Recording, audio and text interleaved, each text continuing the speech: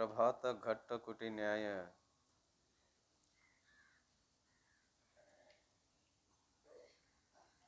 ಪರಮ ಪೂಜ್ಯ ಶ್ರೋತ್ರಿಯ ಬ್ರಹ್ಮನಿಷ್ಠರಾದ ಶ್ರೀಮದ್ ಜಗದ್ಗುರು ಶಿವಾನಂದ ಅಪ್ಪವರ ಹಾಗೂ ಸಿದ್ಧಾರೂಢ ಅಪ್ಪವರ ಶ್ರೀಚರಣಾರವಿಂದಗಳಲ್ಲಿಯೂ ಪರಮ ಪೂಜ್ಯ ಶ್ರೋತ್ರಿಯ ಬ್ರಹ್ಮನಿಷ್ಠರಾದ ಶ್ರೀಮನ್ ನಿಜಗುಣ ಶಿವಯೋಗಿಗಳ ಹಾಗೂ ಜಗನ್ಮಾತೆಯ ಶ್ರೀಚರಣಾರವಿಂದಗಳಲ್ಲಿಯೂ ಪರಮ ಪೂಜ್ಯ ಶ್ರೋತ್ರಿಯ ಬ್ರಹ್ಮನಿಷ್ಠರಾದ ಆರೂಢ ಜ್ಯೋತಿ ಶಿವಪುತ್ರ ಪಜ್ಜವರ ಹಾಗೂ ಎನ್ನ ಸದ್ಗುರುತ್ರಯರ ಶ್ರೀಚರಣ ಅರವಿಂದಗಳಲ್ಲಿಯೂ ಪರಮ ಪೂಜ್ಯ ಶ್ರೋತ್ರಿಯ ಬ್ರಹ್ಮನಿಷ್ಠರಾದ ಶ್ರೀಮದ್ ಜಗದ್ಗುರು ಗುರುನಾಥಾರೂಢ ಅಪ್ಪವರ ಹಾಗೂ ಜಗದ್ಗುರು ಸದಾಶಿವಾನಂದ ಅಪ್ಪವರ ಶ್ರೀಚರಣ ಅರವಿಂದಗಳಲ್ಲಿಯೂ ಪರಮ ಪೂಜ್ಯ ಶ್ರೋತ್ರಿಯ ಬ್ರಹ್ಮನಿಷ್ಠರಾದ ಬಸವಾನಂದ ಅಪ್ಪವರ ಹಾಗೂ ಬಸವಾದಿ ಶಿವಶರಣರ ಶ್ರೀಚರಣ ಅರವಿಂದಗಳಲ್ಲಿಯೂ ಅನಂತ ದೀರ್ಘದಂಡವತ್ ಪ್ರಣಾಮಗಳನ್ನು ಸಮರ್ಪಿಸಿ ಸಭೆಯಲ್ಲಿ ಉಪಸ್ಥಿತರಿರುವ ತಮ್ಮೆಲ್ಲರಿಗೂ ಕೂಡ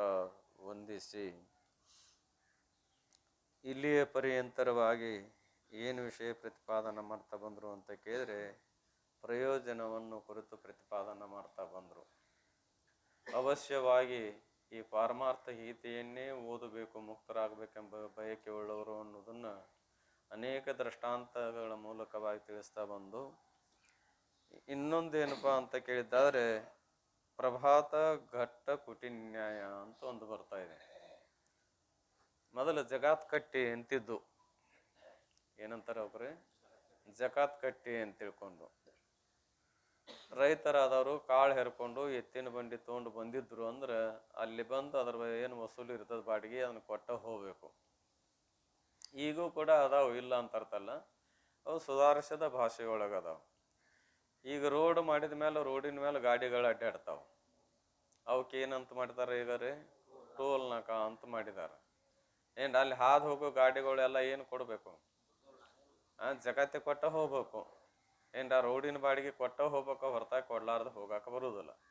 ಹಾಗೆ ಮೊದಲು ಕೂಡ ಏನಪ್ಪ ಅಂತ ಕೇಳಿದ್ರೆ ರೈತರಾದವರು ಬಂಡಿ ಮೂಲಕವಾಗಿ ಕಾಳು ಹೇರ್ಕೊಂಬಂದ್ರು ಅಂದರೆ ಜಗತ್ತೆ ಕೊಟ್ಟ ಹೋಗ್ಬೇಕು ಅಂತ ನೇಮ್ ಇತ್ತು. ಹಾಗೆ ಆ ಇದ್ದ ಸಮಯದಲ್ಲಿ ಒಬ್ಬ ತಪ್ಪಿಸಿ ಏನು ಮಾಡಿದ ಅಂತ ಕೇಳಿದ್ರೆ ಹೋಗ್ಬೇಕು ಒಳಗ ಅಂತ ವಿಚಾರ ಮಾಡಿದ. ಎಷ್ಟು ತಪ್ಪಿಸಿ ಸುತ್ತಾಡಿ ಬಂದ್ರು ಕೂಡ ಕೊನೆಗೆ ಎಲ್ಲಿ ಬರ್ಬೇಕಾಯ್ತು, ಜಗತ್ ಕಟ್ಟಿ ಮುಂದೆ ಬರ್ಬೇಕಾಯ್ತು. ಇಡೀ ರಾತ್ರಿ ಎಲ್ಲ ತಿರುಗಾಡಿ ಅಥವಾ ಹಗಲೆಲ್ಲ ತಿರುಗಾಡಿದನು ಆಮೇಲೆ ಜಗತ್ತು ಎಷ್ಟು ಕೊಡ್ಬೇಕು ಅಷ್ಟು ಕೊಡ್ಬೇಕೂ ಆಯ್ತು. ಹಾಗೆ ವೇದಾಂತ ತತ್ವವನ್ನ ತಿಳಿಸಿಕೊಡುವಂತ ಈ ವೇದಾಂತ ಏನು ಪರಮಾರ್ಥ ಗೀತೆ ಅದ, ಇದನ್ಯಾಕೆ ಓದಬೇಕು ಅಂತ ತಿಳ್ಕೊಂಡು ಇನ್ನುಳಿದ ಗ್ರಂಥಗಳನ್ನು ಓದಾಕ್ ಹೋದ್ರೆ ಅವೆಲ್ಲವನ್ನು ಓದಿ ಓದಿ ಓದಿ ಕೊನೆಗೂ ಸುಖ ಕಾಣ್ಲಾರ್ದನೆ ಒಳ್ಳೆ ಎಲ್ಲಿಗೆ ಬರಬೇಕು ಅಂತ ಕೇಳಿದ್ರೆ ಈ ಅದ್ವೈತ ತತ್ವವನ್ನು ಉಪದೇಶ ಮಾಡುವ ಈ ಗ್ರಂಥಕ್ಕನ ಬರಬೇಕ, ಹೊರತಾಗಿ ಬರಲಾರದೆ ಗತಿ ಇಲ್ಲ ಅನ್ನೋದನ್ನ ಆ ದೃಷ್ಟಾಂತಕ್ಕೆ ಹೋಲಿಸಿ ಈಗ ವಿಷಯ ಪ್ರತಿಪಾದನೆ ಮಾಡ್ತಾ ಇದ್ದಾರೆ. ಮತ್ತು ಇದೇ ವಿಷಯದಲ್ಲಿ ಬೆಳಗಿನ ಜಕಾತಿ ಕಟ್ಟೆಯ ನ್ಯಾಯವು ಇರುತ್ತದೆ. ಪ್ರಭಾತ ಘಟ ಕುಟಿ ನ್ಯಾಯ ಅಂದ್ರೆ ಏನರ್ಥ, ಬೆಳಗಿನ ಜಕಾತ ಕಟ್ಟಿ ಅಂತ ಅದೊಂದು ದೃಷ್ಟಾಂತ. ಹೇಗೆಂದರೆ ಒಬ್ಬ ಹಳ್ಳಿಯವನು ತನ್ನ ಚಕ್ಕಡಿಯಲ್ಲಿ ಕಾಳಿನ ಚೀಲಗಳನ್ನು ಹೇರಿಕೊಂಡು ಮಾರಾಟ ಮಾಡುವುದಕ್ಕೆ ಒಂದು ಪಟ್ಟಣಕ್ಕೆ ಹೊರಟ. ಇದೇನು ಕಥಾಭಾಗದ ಸುಮ್ಮನೆ ಓದ್ತಾ ಹೋಗ್ತೇನ್ರಿ. ಪಟ್ಟಣದ ಸಮೀಪಕ್ಕೆ ಬರುವುದರೊಳಗೆ ಹೊತ್ತು ಮುಳುಗಿ ಸ್ವಲ್ಪ ಕತ್ತಲೆ ಆಯಿತು. ಆಗ ಅವನು ತನ್ನ ಮನಸ್ಸಿನಲ್ಲಿ ಆಲೋಚನೆಯನ್ನು ಮಾಡಿದ್ದೇನೆಂದರೆ, ಬಂದ ಜಗತ್ ಕಟ್ಟಿ ಊರಾಗ ಪ್ರವೇಶ ಆಗ್ಬೇಕಾಗಿತ್ತು. ಅವ ಏನು ವಿಚಾರ ಮಾಡಿದ ಅಂತ ಕೇಳಿ, ನಾನು ಹೀಗೆ ಈಗ ಊರೊಳಗೆ ಹೋದರೆ ಜಕಾತಿ ಕಟ್ಟಿಯವರು ಹಳೆ ಸುಂಕವನ್ನು ತಕ್ಕೊಳ್ಳುತ್ತಾರೆ. ಅಲ್ಲಿ ಹೋದ್ರೆ ಸುಂಕ ಅಂದ್ರೆ ಬಾಡಿಗೆ, ಸುಂಕ ಪದ ಕರ್ತೇನೆ ಅಂತಾರೆ, ಬಾಡಿಗೆಯನ್ನು ಕೊಟ್ಟ ಹೋಗ್ಬೇಕಾಗ್ತಾ ಇದೆ. ಆದ್ದರಿಂದ ಈ ಹೊತ್ತು ರಾತ್ರಿ ಹೇಗಾದರೂ ಮಾಡಿ ಏನ್ ಮಾಡಬೇಕು ಅಂದ್ರೆ ಈ ಮಾರ್ಗವನ್ನು ತಪ್ಪಿಸಿ ಬೇರೊಂದು ದಾರಿಯಿಂದ ಊರೊಳಗೆ ಪ್ರವೇಶ ಮಾಡಿದರಾಯ್ತು. ಜಗತ್ ಕಟ್ಟಿ ಕೊಡೋ ಅಂದ್ರೆ ಜಗತ್ತೆ ಕೊಡಲಾರದೆ ತಪ್ಪಿಸಿ ಊರಾಗ ಹೋಗ್ಬೇಕು ಅಂತ ವಿಚಾರ ಮಾಡಿದ. ಸುಳ್ಳೆ ಸುಂಕವನ್ನು ಏಕೆ ಕೊಡಬೇಕು, ಸುಮ್ಮನೆ ಹೊರಗ್ಯಾಕೆ ಬಾಡಿಗೆ ಕೊಡ್ಬೇಕು ಅಂತ ತಿಳ್ಕೊಂಡು ವಿಚಾರ ಮಾಡಿ ಎಂದು ನಿಶ್ಚಯ ಮಾಡಿ ಅದೇ ಪ್ರಕಾರ ಮತ್ತೊಂದು ದಾರಿಯನ್ನು ಹಿಡಿದು ಬೆಳತನಕ ದಾರಿ ತಪ್ಪಿ ಗುಡ್ಡದೊಳಗೆಲ್ಲ ತಿರುಗಾಡಿ ಬೇರೆ ದಾರಿ ಹಿಡಿದು ಹೋದ್ರಂತ ಹೋಗೋದ್ರೊಳಗಾಗಿ ಆ ಊರು ದಾರಿ ತಪ್ಪೇ ಬಿಡಿತು. ಏನ್ ಮಾಡ್ಬೇಕಾಯ್ತು ಅಂದ್ರೆ ಸುತ್ತ ಮಗ್ಗಲದಲ್ಲಿರತಕ್ಕಂಥ ಗುಡ್ಡಗಾಡು ಎಲ್ಲ ಸುತ್ತಾಡಿ ಕಷ್ಟಪಟ್ಟು ಬೆಳಗಾಗುವ ಸಮಯದಲ್ಲಿ ಜಕಾತಿ ಕಟ್ಟೆಯ ಮುಂದೆ ಬಂದು ನಿಂತನು. ಕೊನೆಗೂ ಎಲ್ಲಿ ಬಂದು ನಿಂತಪ್ಪ ಅಂತ ಕೇಳಿ ಹುಡುಕಾಡ್ಕೊಂತ ಬಂದು ಆ ಜಗತ್ ಕಟ್ಟೆ ಅಂತಲೇ ಬಂದು ನಿಂತ. ಜಕಾತಿ ಕಟ್ಟೆಯವರು ಗಾಡಿಯನ್ನು ತರಬಿ ಸುಂಕವನ್ನು ತಕೊಂಡು ಮುಂದಕ್ಕೆ ಗಾಡಿಯನ್ನು ಬಿಟ್ಟರು. ಆ ಜಗತ್ ಕಟ್ಟೆ ಜಗತ್ತೆ ವಸೂಲಿ ಮಾಡೇ ಬಿಡವಲ್ಲ, ಮಾಡಿಬಿಟ್ಟ. ಬೆಳತನಕ ಸುಮ್ಮನೆ ತಿರುಗಾಡಿ ದಣಿದು ಮತ್ತು ಜಕಾತೆಯನ್ನು ಕೊಟ್ಟೇ ಊರೊಳಗೆ ಹೋಗಬೇಕಾಯಿತು. ಮೊದಲೇ ಸುಂಕ ಕೊಟ್ಟಿದ್ದಾರೆ, ಮೊದಲೇ ಬಂದು ಕೊಳ್ಳೆ ಕೊಟ್ಟು ಹೋಗಿದ್ದ ಅಂದ್ರೆ ಆರಾಮಿರ್ತಿದ್ದ, ಸುಖವಾಗಿ ಊರ ಒಳಗೆ ಹೋಗುತ್ತಿದ್ದನು. ಈ ದೃಷ್ಟಾಂತದಂತೆ ಇದು ದೃಷ್ಟಾಂತ. ವಚನಕಾರರು ಕೂಡ ಇದಕ್ಕೆ ಸಮನ್ವಯ ಒಂದು ವಚನ ಅದ. ಏನಪ್ಪ ಅಂದಕ್ಕೆ, ಹರಿದ ಗೋಣಿಯಲ್ಲೊಬ್ಬ ಕಳವೆಯ ತುಂಬಿ ಇರುಳೆಲ್ಲ ನಡೆದನ ಸುಂಕಕ್ಕಂಜಿ. ಏನಿ ಇರುಳೆಲ್ಲ ನಡೆದನ ಸುಂಕಕ್ಕಂಜಿ, ಕಳವೆಯೆಲ್ಲ ಹೋಗಿ ಬರಿಗೋಣಿ ಉಳಿಯಿತ್ತು ಕಾನಾರಾಮನಾಥ ಅಂತ ತಿಳ್ಕೊಂಡು. ಅದ್ರಾಗ ಇನ್ನೊಂದೇನದ, ಅಳಿಮನದವನ ಭಕ್ತಿ ಇಂತ ಇತ್ತು ನೋಡ ಅಂತ ಅದ. ಅಳಿಮನ ಅಂದ್ರೆ ಸಣ್ಣ ಮನಸ್ಸಿನವನ ಪ್ರೀತಿ, ಭಕ್ತಿ, ಪ್ರೇಮ ದೇವ್ರ ಮೇಲೆ ಇದ್ದದ್ದು. ಇದು ಹೆಂಗ ವ್ಯರ್ಥವೋ ಹಾಗೆ ಇವನ ಭಕ್ತಿಯು ಕೂಡ ವ್ಯರ್ಥ ಅನ್ನೋದ್ರ ಬಗ್ಗೆ. ಏನಿ ಹರಿದ ಗೋಣಿಯಲ್ಲೊಬ್ಬ, ಹರಿದ ಗೋಣಿ ಅಂದ್ರೆ, ಗೋಣಿ ಅಂದ್ರೆ ಚೀಲ. ಚೀಲ ಅಂದ್ರೆ ಏನಪ್ಪಾ ಅಂತ ಕೇರೆ 120 ಸೇರ್ ಹಿಡಿಯುವಂತ ಮೊದಲಿನ ಚೀಲಗಳದ, ಆ ಅಂತ ಚೀಲ ಗೋಣಿ ಚೀಲ ಅಂತಿದ್ರು. ಹರಿದ ಗೋಣಿಯಲ್ಲೊಬ್ಬ ಕಳವೆಯ ತುಂಬಿ, ಕಳವೆ ಅಂದ್ರೆ ಭತ್ತ, ಭತ್ತ ತುಂಬಿದನ.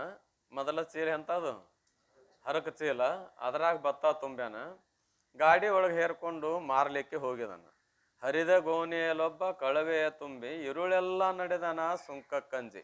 ಇರುಳು ಅಂದ್ರೆ ಇಡೀ ರಾತ್ರಿ ಜಗತ್ ಕಟ್ಟಿ ತಪ್ಪಿಸಿ ಊರಾಗ ಹೋಗ್ಬೇಕಂತ ತಿಳ್ಕೊಂಡು ಅಂಜಿ ಏನು ಇಡೀ ಏನಪ್ಪ ಅಂದ್ರೆ ಬೆಳತಾನಕ ತಿರುಗಾಡಿದ. ಏನ್ರಿ ಆ ಗೋಣಿಯಲ್ಲಿ ಇರ್ತಕ್ಕಂಥ ಕಳವೆ ಎಲ್ಲ ಹೋಗಿ, ಮತ್ತು ಅದು ಸುತ್ತಾಡುವಾಗ ದಡ್ಕಿಗೆ ಆಟ ಸೋರಿ ಸೋರಿ ಸೋರಿ ಸೋರಿ ಸೋರಿ ಸೋರಿ ಏನಾಗಿತ್ತು ಅಂದ್ರೆ ಗಾಡ್ಯಾಗ ಖಾಲಿ ಚೀಲನ ಉಳಿದಿತ್ತ, ಹೊರತಾಗಿ ಭತ್ತದ ಕಾಳು ಒಂದೂ ಇರಲಿಲ್ಲ. ಏನ್ ಹರಿದ ಗೋಣಿಯಲ್ಲೊಬ್ಬ ಕಳವೆಯ ತುಂಬಿ ಇರುಳೆಲ್ಲ ನಡೆದನ ಸುಂಕಕ್ಕಂಜಿ, ಕಳವೆಯೆಲ್ಲ ಹೋಗಿ ಬರಿಗೋಣಿ ಉಳಿಯಿತ್ತು ಅಳಿಮನದವನ ಭಕ್ತಿ ಇಂತ ಇತ್ತು ಕಾಣಾರಾಮನಾಥ ಅಂತ ತಿಳ್ಕೊಂಡು. ಏನ್ ಅಂದ್ರೆ ಸಣ್ಣ ಬುದ್ಧಿ ಉಳ್ಳವನ ಪ್ರೇಮ ಭಕ್ತಿ ಅದು ಗತಿಗೆ ಹತ್ತತ್ತೆ ಅನ್ನೋದು ಹತ್ತದಿಲ್ಲ ಅಂತ. ಎದ್ರ ಸಲ ತಿರುಗಾಡಂಡ ಬೆಳ್ತನಕ ಸುಂಕ ಕೊಡಬಾರ್ದು, ಬಾಡಿಗೆ ಕೊಡಬಾರ್ದು ಅಂತ ತಿರುಗಾಡಿದ್ರು ಕೂಡ ಪುನಃ ಎಲ್ಲಿಗೆ ಬರ್ಬೇಕಾಯ್ತು, ತಿರುಗಿ ತಿರುಗಿ ತಿರುಗಿ ಕಷ್ಟಪಟ್ಟು ಮತ್ತು ಜಗತ್ ಕಟ್ಟಿಗೆ ಹೇಗೆ ಬರ್ತಾನೋ ಹಾಗೆ ಈ ದೃಷ್ಟಾಂತದಂತೆ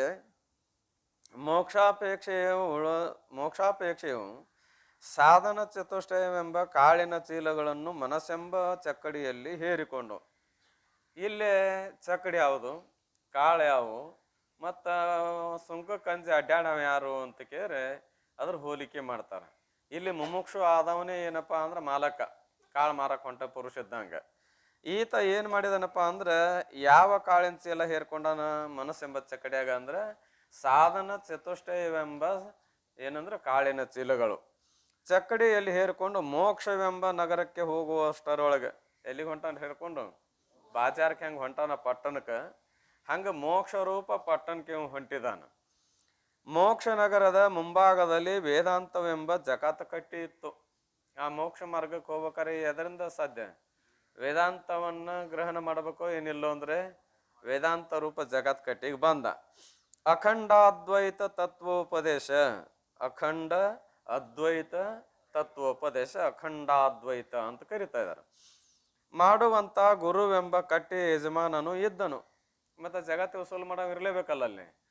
ಅಲ್ಲಿಗೆ ಯಾರಪ್ಪ ಜಗತ್ತು ವಸೂಲು ಮಾಡವ ಅಂತ ಕೇರೆ ಶ್ರೋತ್ರಿಯ ಬ್ರಹ್ಮನಿಷ್ಠರಾದ ಸದ್ಗುರುಗಳು ಇದ್ದನು. ಇವರನ್ನು ಕಂಡು ಅವಿದ್ಯಾ ಕಾರ್ಯ ಕಾಮ ಕರ್ಮಗಳೆಂಬ ಜಕಾತಿ ಸುಂಕವನ್ನು ಕೊಡಬೇಕಾಗುತ್ತದೆ ಎಂದು ತಿಳಿದುಕೊಂಡು ಇವೇನು ಮಾಡಿದ ಅಂತ ಕೇರೆ ಮನಸ್ಸೆಂಬ ಚಕ್ಕಡಿಯೊಳಗ ವಿವೇಕಾದಿ ಸಾಧನ ಚತುಷ್ಟಯವಾದಂಥ ಕಾಳುಗಳ ಚೀಲದ ಹೇರ್ಕೊಂಡು ಎಲ್ಲಿ ಪಟ್ಟಣಕ್ಕೆ ಹೊಂಟಿದಾನ.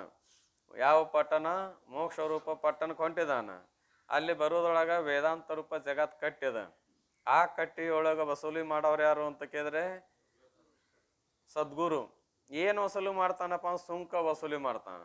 ಇಲ್ಲಿ ಸುಂಕ ಅಂದ್ರೆ ಬಾಡಿಗೆ ಅಂದ್ರೆ ಯಾವುದು ಅಂದ್ರೆ ಅನಾತ್ಮ. ಅನಾತ್ಮ ವರ್ಗಾದಿಗಳೇನದಾವ ಇವುಗಳನ್ನು ಹಿಡಿದುಕೊಂಡು ಇದೇ ನಾನು ಇದೇ ಸತ್ಯ ಅಂತ ತಿಳಿದುಕೊಂಡಿರ್ತಕ್ಕಂಥ ಇವನ ಮನಸ್ಸಿನೊಳಗೆ ಏನದ, ಈ ಸುಂಕವನ್ನು ತಗೊಳವ. ಅಂದ್ರೆ ಅದರ ಅರ್ಥ ಏನು? ಈ ಅವಿದ್ಯಾ ಕಾಮ ಕರ್ಮ ಇವು ಯಾವು ನೀನೂ ಅಲ್ಲ, ಇವು ನಿನ್ನೂ ಅಲ್ಲ ಅಂತ ತಿಳ್ಕೊಂಡು ತಿಳಿಸಿ ಹೇಳುವಾಗ ಇವನು ಬಿಡಬೇಕೋ ಬಿಡಬಾರ್ದು? ಬಿಡುದಂದ್ರೆ ಏನರ್ಥ ಅಂತ ಕೇಳಿ, ನಾನು ಅಲ್ಲ, ನನ್ನದು ಅಲ್ಲ, ಇವುಗಳನ್ನು ಎದುರಿಟ್ಟು ಅರಿವುಳ್ಳ ಸಾಕ್ಷಿ ಅಂತ ತಿಳಿಬೇಕಾಗ್ಯದ. ಇವುಗಳೆಲ್ಲವನ್ನು ಬಿಡಬೇಕಾಗ್ಯದ. ಬಿಡಬೇಕಾದ ಸಂದರ್ಭದಲ್ಲಿ ಏನು ಮಾಡ ಅಂದ್ರೆ ಇವನು ಕೊಡೋದು ಬರ್ತೈತೆ ಬಾ ಅಂತ ತಿಳ್ಕೊಂಡು, ಅಂದ್ರೆ ದೇಹಾತ್ಮ ಬುದ್ಧಿಯನ್ನು ಮೊದಲು ಮಾಡಿಕೊಂಡು ಅವಿದ್ಯಾ ಕಾಮ ಕರ್ಮಗಳನ್ನು ಬಿಡುದಾಕತೆ ಬಾ ಅಂತ ತಿಳ್ಕೊಂಡು ಮೋಕ್ಷ ನಗರದೊಳಗೆ ಬರದೆ ಇವನ್ನ ಹೆಂಗ್ ಬಿಡುದಪ್ಪ, ಇವು ಯಾವಾಗಲಿಂದ ಬಂದದ್ದದ, ಇವು ಅಂದ ಅಲ್ಲ, ಮತ್ತೆ ಇವನು ಬಿಟ್ಟು ಮುಂದೆ ಗತಿ ಏನು ಅಂತ ತಿಳ್ಕೊಂಡು ಬೇಡ ಅಲ್ಲಿ ಹೋಗೋದು ಅಂತ ತಿಳ್ಕೊಂಡು ತಪ್ಸಾಕ್ ಪ್ರಯತ್ನ ಮಾಡಿದ. ಏನನ್ನ? ಯಥಾರ್ಥವಾದ ಉಪದೇಶ ಮಾಡುವ ವೇದಾಂತ ಮತವನ್ನು ಬಿಟ್ಟು ಏನು ಮಾಡಿದ ಅಂದ್ರೆ ಅಜ್ಞಾನವೆಂಬ ನಸುಗತ್ತಲೆಯಲ್ಲಿ, ಯಾವ ಕತ್ತಲೆ? ಅಜ್ಞಾನವೆಂಬ ನಸುಗತ್ತಲೆಯಲ್ಲಿ ಕರ್ಮೋಪಾಸನಗಳಿಂದಾಗಲಿ ತೀರ್ಥಯಾತ್ರೆಯಿಂದಾಗಲಿ ಅಥವಾ ಯಾವುದೊಂದು ಮಾರ್ಗದಿಂದಾಗಲಿ ಮೋಕ್ಷವೆಂಬ ನಗರದೊಳಗೆ ಪ್ರವೇಶ ಮಾಡಬೇಕನ್ನುವಷ್ಟರಲ್ಲಿ ಹೋಗೋದು ಎಲ್ಲಿಗ್ರಿ? ಅಲ್ಲಿಗೆ ಹೋಗ್ಬೇಕು. ಅಲ್ಲಿ ಬಿಟ್ಟು ಹೋಗಾಕಂತ ಜಾಗ ಎಲ್ಲಿ ಇಲ್ಲ. ಆದ್ರೆ ಜ್ಞಾನ ಮಾರ್ಗ ಹಿಡಿದು ಹೋಗುವ ಬದಲಿ ಕರ್ಮ ಉಪಾಸನಾ ಮಾರ್ಗ ಹಿಡಿದುಕೊಂಡು ತೀರ್ಥ ಯಾತ್ರಾದಿಗಳ ಮಾರ್ಗವನ್ನು ಹಿಡಿದುಕೊಂಡು ಹೋದ್ರಾತು. ಇವೆಲ್ಲ ಬಿಟ್ಟು ಹೋಗೋದ್ರಾಗ ಏನದ? ಇವೆಲ್ಲ ನಾನು ನಂದು ಅನ್ನೋದು ಅನಂತ ಜನ್ಮಗಳಿಂದ ಅನುಭವದ. ಇವನಕ್ಕೆ ಹೆಂಗ ನಾ ಅನ್ನೋದು, ನಾ ಅಲ್ಲ ಅನ್ನೋದು, ನಾನು ಅಲ್ಲ ಅನ್ನೋದು, ಇವು ಇರುವಂಗಿರ್ಲಿ, ಆದ್ರೆ ಅಲ್ಲಿ ಹೋಗೋಣ ಅಂತ ತಿಳ್ಕೊಂಡು ಸುತ್ತಾಡಕತ್ತದ. ಎಷ್ಟು ಸುತ್ತಾಡಿದ್ರು ಕೂಡ ಏನ್ರಿ, ಪಾಪ ಪುಣ್ಯಗಳಿಂದ ಜನನ ಮರಣಗಳೆಂಬ ಗುಡ್ಡದ ದಾರಿ ಹಿಡಿದು ಇವು ನಾವೆಲ್ಲರೂ ತಿರುಗಬೇಕಾರೆ ಅದರಿಂದ ತಿರುಗ್ತೀವ್ರಿ. ನಮ್ಮ ಜನ್ಮಾದಿಗಳು ಅನೇಕ ಬರ್ತಾವಲ್ಲ, ಪಾಪ ಪುಣ್ಯಾನುಸಾರವಾಗಿಯೋ ಏನು ಪಾಪ ಪುಣ್ಯ ಇರಲಾರ್ದ ಪಾಪ ಪುಣ್ಯಾನುಸಾರ ಮೊದಲು ಮಾಡಿದ ಕರ್ಮದಿಂದಲೇ ಒದಗಿ ಬಂದೆನು ತಾಯಿ ಉದರದೆ. ಯಾವುದೇ ತಾಯಿ ಉದರಕ್ಕೆ ಬರಲಿ, ಮೊದಲು ಮಾಡಿದ ಕರ್ಮದಿಂದ ಈಗ ಮಾಡಿದ್ದು ಮೊದಲು ಮಾಡಿದ ಕರ್ಮ. ಯಾವುದೇ ತಾಯಿ ಅಂತಂದ್ರೆ 84 ಲಕ್ಷ ತಾಯಿಂದಿರದಾರ. ಎಷ್ಟು ಮಂದಿ ತಾಯಿಂದಿರದಾರಿ? 84 ಲಕ್ಷ ಮಂದಿ ತಾಯಿಂದಿರದಾರ. ಅದಕ್ಕೆ ಸಾಮಾನ್ಯ ಯೋನಿ ಅಂತ ಕರೆಯೋದನ್ನ. 84 ಲಕ್ಷ ಯೋನಿಯೊಳಗೆ ಬಂದೆ ಏನ್ರಿ ಮುಂದಿರ್ಲಿ ಬಂದೇವಿಲ್ರಿ. ಆ ಯೋನಿ ದ್ವಾರ ಬರ್ಬೇಕಾರ ತಾಯಿನಲ್ಲ ನಮಗವರು ತರವೊಂದು ಜೀವರಾಶಿ ಏನದ ಎಲ್ಲವೂ ತಾಯಿಗಳು. ಇಷ್ಟೆಲ್ಲ ಯೋನಿ ಒಳಗೆ ಏನಪ್ಪಾ ಅಂತ ಕೇಳಿ ತಿರುಗಿ ಜನನ ಮರಣಗಳನ್ನು ಅನುಭವಿಸ್ತಾ ಗುಡ್ಡದ ದಾರಿ ಹಿಡಿದು ಜನ್ಮ ಜರೆ ರೋಗಗಳಿಂದ ದುಃಖಪಟ್ಟು, ಈ ಅದರಿಂದ ನಾವು ದುಃಖಪಟ್ಟಿವಿ. ಹುಟ್ಟಿದ ಮೇಲೆ ಏನಪ್ಪಾ ಅಂತ ಕೇಳಿದಾದ್ರೆ ಇರಲೇಬೇಕು, ಇದ್ದ ಮೇಲೆ ಏನಾಗಲೇಬೇಕು? ಹುಟ್ಟಿದ ಮೇಲೆ ಇರಲೇಬೇಕು, ಇದ್ಮೇಲೆ ಏನಾಗಬೇಕು? ಏನಾಗ್ಬೇಕ್ರಿ? ಹೋರಿ ಹುಟ್ಟೇವೆ, ಹುಟ್ಟಿದ ಮೇಲೆ ಅದೇವಿ, ಇದ್ದ ಮೇಲೆ ಏನಾಗಬೇಕು? ಹೋರಿ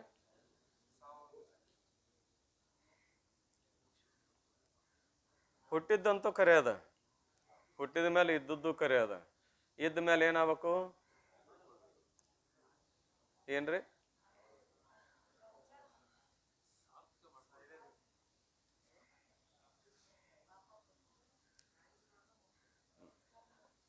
ಸ್ವಲ್ಪ ಕಲ್ಪನಾ ಆಗ್ತವ್ರಿ. ಹುಟ್ಟಿದೇವೆ, ಹುಟ್ಟಿದ ಮೇಲೆ ಅದೇವಿ, ಇದ್ದ ಮೇಲೆ ಏನಾಗಬೇಕು?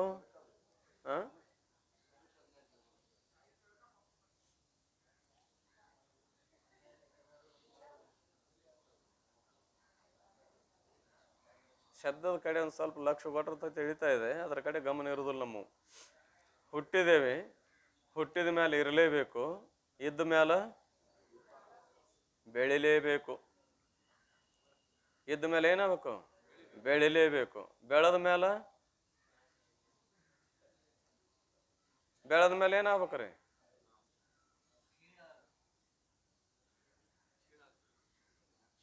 ಈಗ ಇಷ್ಟೊತ್ತಿಗೆ ಏನಪ್ಪಾ ಅಂತ ಕೇಳಿದ್ರೆ ತಾಟ್ನ ಉತ್ತರ ಬರ್ಬೇಕಾರೆ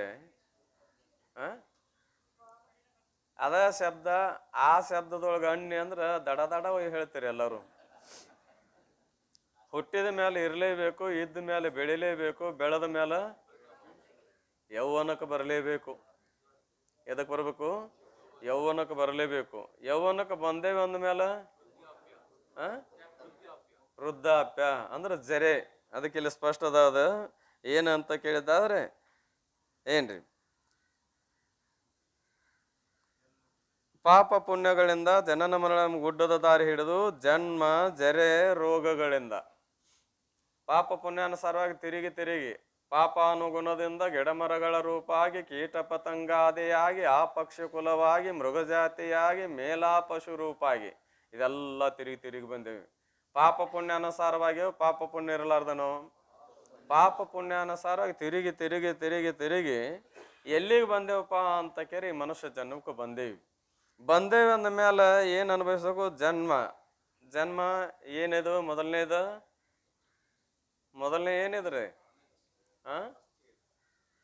ಜನ್ಮ ಮೊದಲನೇದ್ದಿದು ಏನಿದು? ನೀವು ಪರ್ಯಾಯ ನಾಮ ಹೇಳ್ಬೇಡ್ರಿ, ನನಗೆ ಗೊತ್ತದ ಪರ್ಯಾಯ ನಾಮ ಏನ್ರಿ. ಅಸ್ತಿ ಅಂದ್ರ ಇರುದಂದ್ರ ಪರ್ಯಾಯ ನಾಮಗಳ ಅವಶ್ಯಕತೆ ಇಲ್ಲ. ಜನ್ಮ ಏನದ? ಇದು ವಿಕಾರದ ಜನ್ಮ ಏನದ? ಇದು ವಿಕಾರದ ಏನ್ರಿ, ಮೊದಲನೇ ವಿಕಾರದ ಇದು. ಈ ಶರೀರಕ್ಕೆ ಎಷ್ಟು ವಿಕಾರಗಳದಾವ? ಈಗ ಎಷ್ಟು ದೌಡ್ ಬರ್ತದ ನೋಡ್ರಿ. ಏನ್ ಜನ್ಮ ಮೊದಲನೇ ವಿಕಾರ. ಆಮೇಲೆ ಏನದಪ್ಪ? ಜನ್ಮ ಬಂದದಂದ ಮೇಲೆ ಮುಂದೆ ಜರೆ ಮುಪ್ಪು ಅದ್ರೊಳಗೇನು ಬಂದಿರುದಿಲ್ಲನು. ಜನ್ಮ ಆಗ್ಯದಂದ್ಮೇಲೆ ಇರಲೇಬೇಕು, ಇದ್ದ ಮೇಲೆ ಬೆಳಿಲೇಬೇಕು, ಬೆಳೆದ ಮೇಲೆ ಯೌವನಕ್ಕೆ ಬರಲೇಬೇಕು, ಯೌವನ ಬಂದದಪ್ಪ ಅಂದಮೇಲೆ ಮುಂದೆ ಜರೆ ಅಂದ್ರೆ ಮುಪ್ಪು ಬರಲೇಬೇಕು. ಆಮೇಲೆ ಈ ಮುಪ್ಪು ಜನ್ಮ ಮುಪ್ಪು ಮೊದಲಾವಳಿಂದ ಕೂಡ್ಕೊಂಡೇವಂದ್ರೆ ರೋಗಗಳಿಂದ ದುಃಖಪಟ್ಟು ಈ ಶರೀರ ಎದರ್ ತೋಟ್ರಿ? ತನುರುಜ ಆಗರ ಅತಿ ಸುಖ ಸಾಗರ, ಹೌದಲ್ರಿ? ಅತಿ ದುಃಖ ಸಾಗರ, ತನುಭಾವ ಅಳಿಯೇ ತನಗೆ ದುಃಖದ ಕೇಡು ಅಂತ ಹೇಳ್ಕೊಂಡ್ಬಂದಿದ್ದಾರೆ. ಅಂದಮೇಲೆ ಇವೆಲ್ಲ ಏನಪ್ಪಾ ಅಂದ್ರೆ ರೋಗಗಳನ್ನ ದುಃಖಪಟ್ಟು ವಿವೇಕ ಉದಯವೆಂಬ ಸೂರ್ಯೋದಯವಾಗಲು. ಯಾವಾಗ ವಿವೇಕವೆಂಬ ಸೂರ್ಯನ ಉದಯವಾಗುತ್ತದೆಯೋ, ಈ ಚಂದ್ರೋದಯ ಬರ ಚಂದ್ರನ ಉದಯ ಅಂತ ಹೇಳಿದಾರ. ಉದಯವಾಗಲು ಅಂದ್ರೆ ಬೆಳಗಾಗಲು ವೇದಾಂತವೆಂಬ ಜಗತ್ ಕಟ್ಟಿಗೆ ಬಂದು ಇಷ್ಟೆಲ್ಲ ತಿರುಗಿ ತಿರುಗಿ ತಿರುಗಿ ತಿರುಗಿ ತಿರುಗಿ ತಿರುಗಿ ದುಃಖವಾಗಿ ಮತ್ತೆ ಎಲ್ಲಿಗೆ ಬರ್ಬೇಕತ್ತಪ್ಪ ಅಂತಂದ್ರೆ ಗುಡ್ಡ ಸುತ್ತಿ ಮೇಲಾರಕ್ಕೆ ಬಂದ ಅಂದ ಹಾಗೆ ಜಗತ್ ಕಟ್ಟಿಗೆ ಬಂದು ನಿಲ್ಲಬೇಕಂದ್ರೆ ಮತ್ತು ವೇದಾಂತ ಕಟ್ಟಿಗೆನೇ ಬರಬೇಕಾಯಿತು. ಬಂದ ಸಮಯದಲ್ಲಿ ಏನಾಯ್ತು ಅಂತ ಕೇಳಿದ್ದಾದ್ರೆ ಅದರಲ್ಲಿ ಸದ್ಗುರುವೆಂಬ ಕಟ್ಟೆಯ ಯಜಮಾನನು ಕೂತಿದ್ದನು. ಮತ್ತು ಅವನ ಕುಂದಿರ್ಬೇಕಲ್ಲ, ಮತ್ತಾರು ಕುಂದ್ರ ಅವರು ಮೊದಲ ಆಗ ಅವ್ ಹೇಳ್ದಂಗೆ ಕೇಳಿ ಹೋಗ್ಬಿಟ್ಟವ್ರು ಮುಗಿದು ಹೋಗಿತ್ತು. ತಪ್ಪಿಸಿ ಹಾಳೆ ಬಂದು ನೋಡೋರು ಮತ್ತು ಅವನೇ ಕೂತಿದ್ದ. ಈ ಯಜಮಾನನು ಈ ಮುಮುಕ್ಷ ಪುರುಷನನ್ನು ಮೋಕ್ಷ ನಗರದೊಳಗೆ ಬಿಟ್ಟನು. ಅವಾಗ ಏನು ಮಾಡಿದಪ್ಪ ಅಂತ ಕೇಳಿದ್ರೆ ಸುತ್ತಾಡಿ ಮತ್ತು ಹಾಳೆ ಇಲ್ಲೇ ಬಂದು ಆಯ್ತು ತಗೋರಿ ನಿಮ್ಮ ಜಕಾತೆ ಅಂತ ಕೊಟ್ಟಾಗ ಏನು ಮಾಡಿದ ಅಂದ್ರೆ ಒಳಗೆ ಬಿಡ್ತಾ ಇದ್ದಾನ. ಈ ನ್ಯಾಯದ ತಾತ್ಪರ್ಯವೇನೆಂದರೆ, ಹೌದ್ರಿ ನ್ಯಾಯವನ್ನು ಹೇಳಿದ್ರಿ, ದೃಷ್ಟಾಂತವನ್ನು ಹೇಳಿದ್ರಿ, ಇದರ ತಾತ್ಪರ್ಯ ಏನು, ಇದರ ಭಾವ ಏನು ಅಂತ ಕೇಳಿದ್ರೆ, ತ್ವಮೇವ ವಿದಿತ್ವಾಂ ಮೃತ್ಯುಮತ್ತೇತಿ ನಾಣ್ಯಪಂಥ ವಿದ್ಯತೆ ಅಯನಾಯ. ಏಕಮೇವಾದ್ವಿತೀಯ ವಸ್ತುವನ್ನು ತಿಳಿದರೆ ಅವನು ಸಂಸಾರವನ್ನು ದಾಟುತ್ತಾನೆ. ತರತಿ ಶೋಕಂ ಆತ್ಮವಿತ್ತ ಅಂತ ಹೇಳಿದ್ದಾರೆ. ಆತ್ಮವಿತ್ತನು, ಆತ್ಮಜ್ಞಾನವನ್ನ ಮಾಡಿಕೊಂಡಿರ್ತಕ್ಕಂಥ ಪುರುಷನು ಏನನ್ನು ದಾಟ್ತಾನ? ಶೋಕಂ ತರತಿ, ದುಃಖ ಸಾಗರವನ್ನು ದಾಟ್ತಾ ಇದ್ದಾನೆ. ಹಾಗೆ ಸಂಸಾರವನ್ನು ದಾಟುತ್ತಾನೆ. ಏನನ್ನು ತಿಳಿದ್ರೆ? ಏಕಮೇವ ಅದ್ವಿತೀಯವಾದ ವಸ್ತು ಅಂದ್ರೆ ಬ್ರಹ್ಮ ಸ್ವರೂಪವನ್ನ ತಿಳಿದರೆ ದಾಟ್ತಾ ಇದ್ದಾನೆ. ಅಂದರೆ ಜ್ಞಾನವೇ ಮೋಕ್ಷಕ್ಕೆ ಮುಖ್ಯ ಉಪಾಯವಾಗಿರುತ್ತದೆ. ಬ್ರಹ್ಮಜ್ಞಾನವೇನದಂತ ಕೇರೆ ಮೋಕ್ಷಕ್ಕೆ ಮುಖ್ಯ ಉಪಾಯ, ಇನ್ನುಳಿದದ್ದು ಯಾವ ಉಪಾಯವಲ್ಲ. ಶ್ರೀ ವಿಚಾರಚಂದ್ರದಲ್ಲಿ ಎಷ್ಟು ಸಲ ಕೇಳಿರಿ, ಮೋಕ್ಷವು ಯಾವುದರಿಂದ ಆಗುತ್ತದೆ ಅಂತ ಪ್ರಶ್ನೆ ಅದ. ಏನದ್ರಿ? ಮೋಕ್ಷವು ಯಾವುದರಿಂದ ಆಗುತ್ತದೆ ಅಂತ ಪ್ರಶ್ನೆ ಅದ. ಉತ್ತರ ಏನದ? ಬ್ರಹ್ಮಜ್ಞಾನದಿಂದ ಆಗುತ್ತದೆ ಅಂತ. ಇದರ ಮೇಲೆ ಒಂದು ಟಿಪ್ಪಣ ಬರೆದ್ರು ಪಂಡಿತ್ ಪೀತಾಂಬರ್ಜಿಯವರು. ಇದರ ಮೇಲೆ ಬ್ರಹ್ಮಜ್ಞಾನದ ಮೇಲೆ ಒಂದು ಟಿಪ್ಪಣ ಬರೆದ್ರು. ಏನ್ ಆ ಟಿಪ್ಪಣ ಅಂತ ಕೇಳಿದ್ರೆ, ಆ ಟಿಪ್ಪಣಿ ಯಾವ್ದ್ರಿ?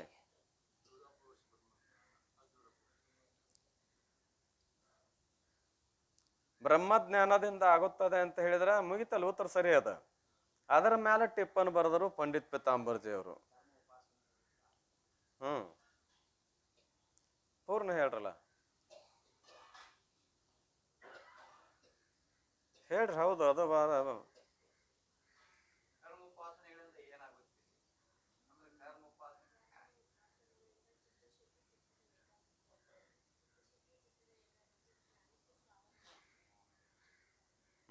ಏನ್ ಹೇಳಿದಾರ?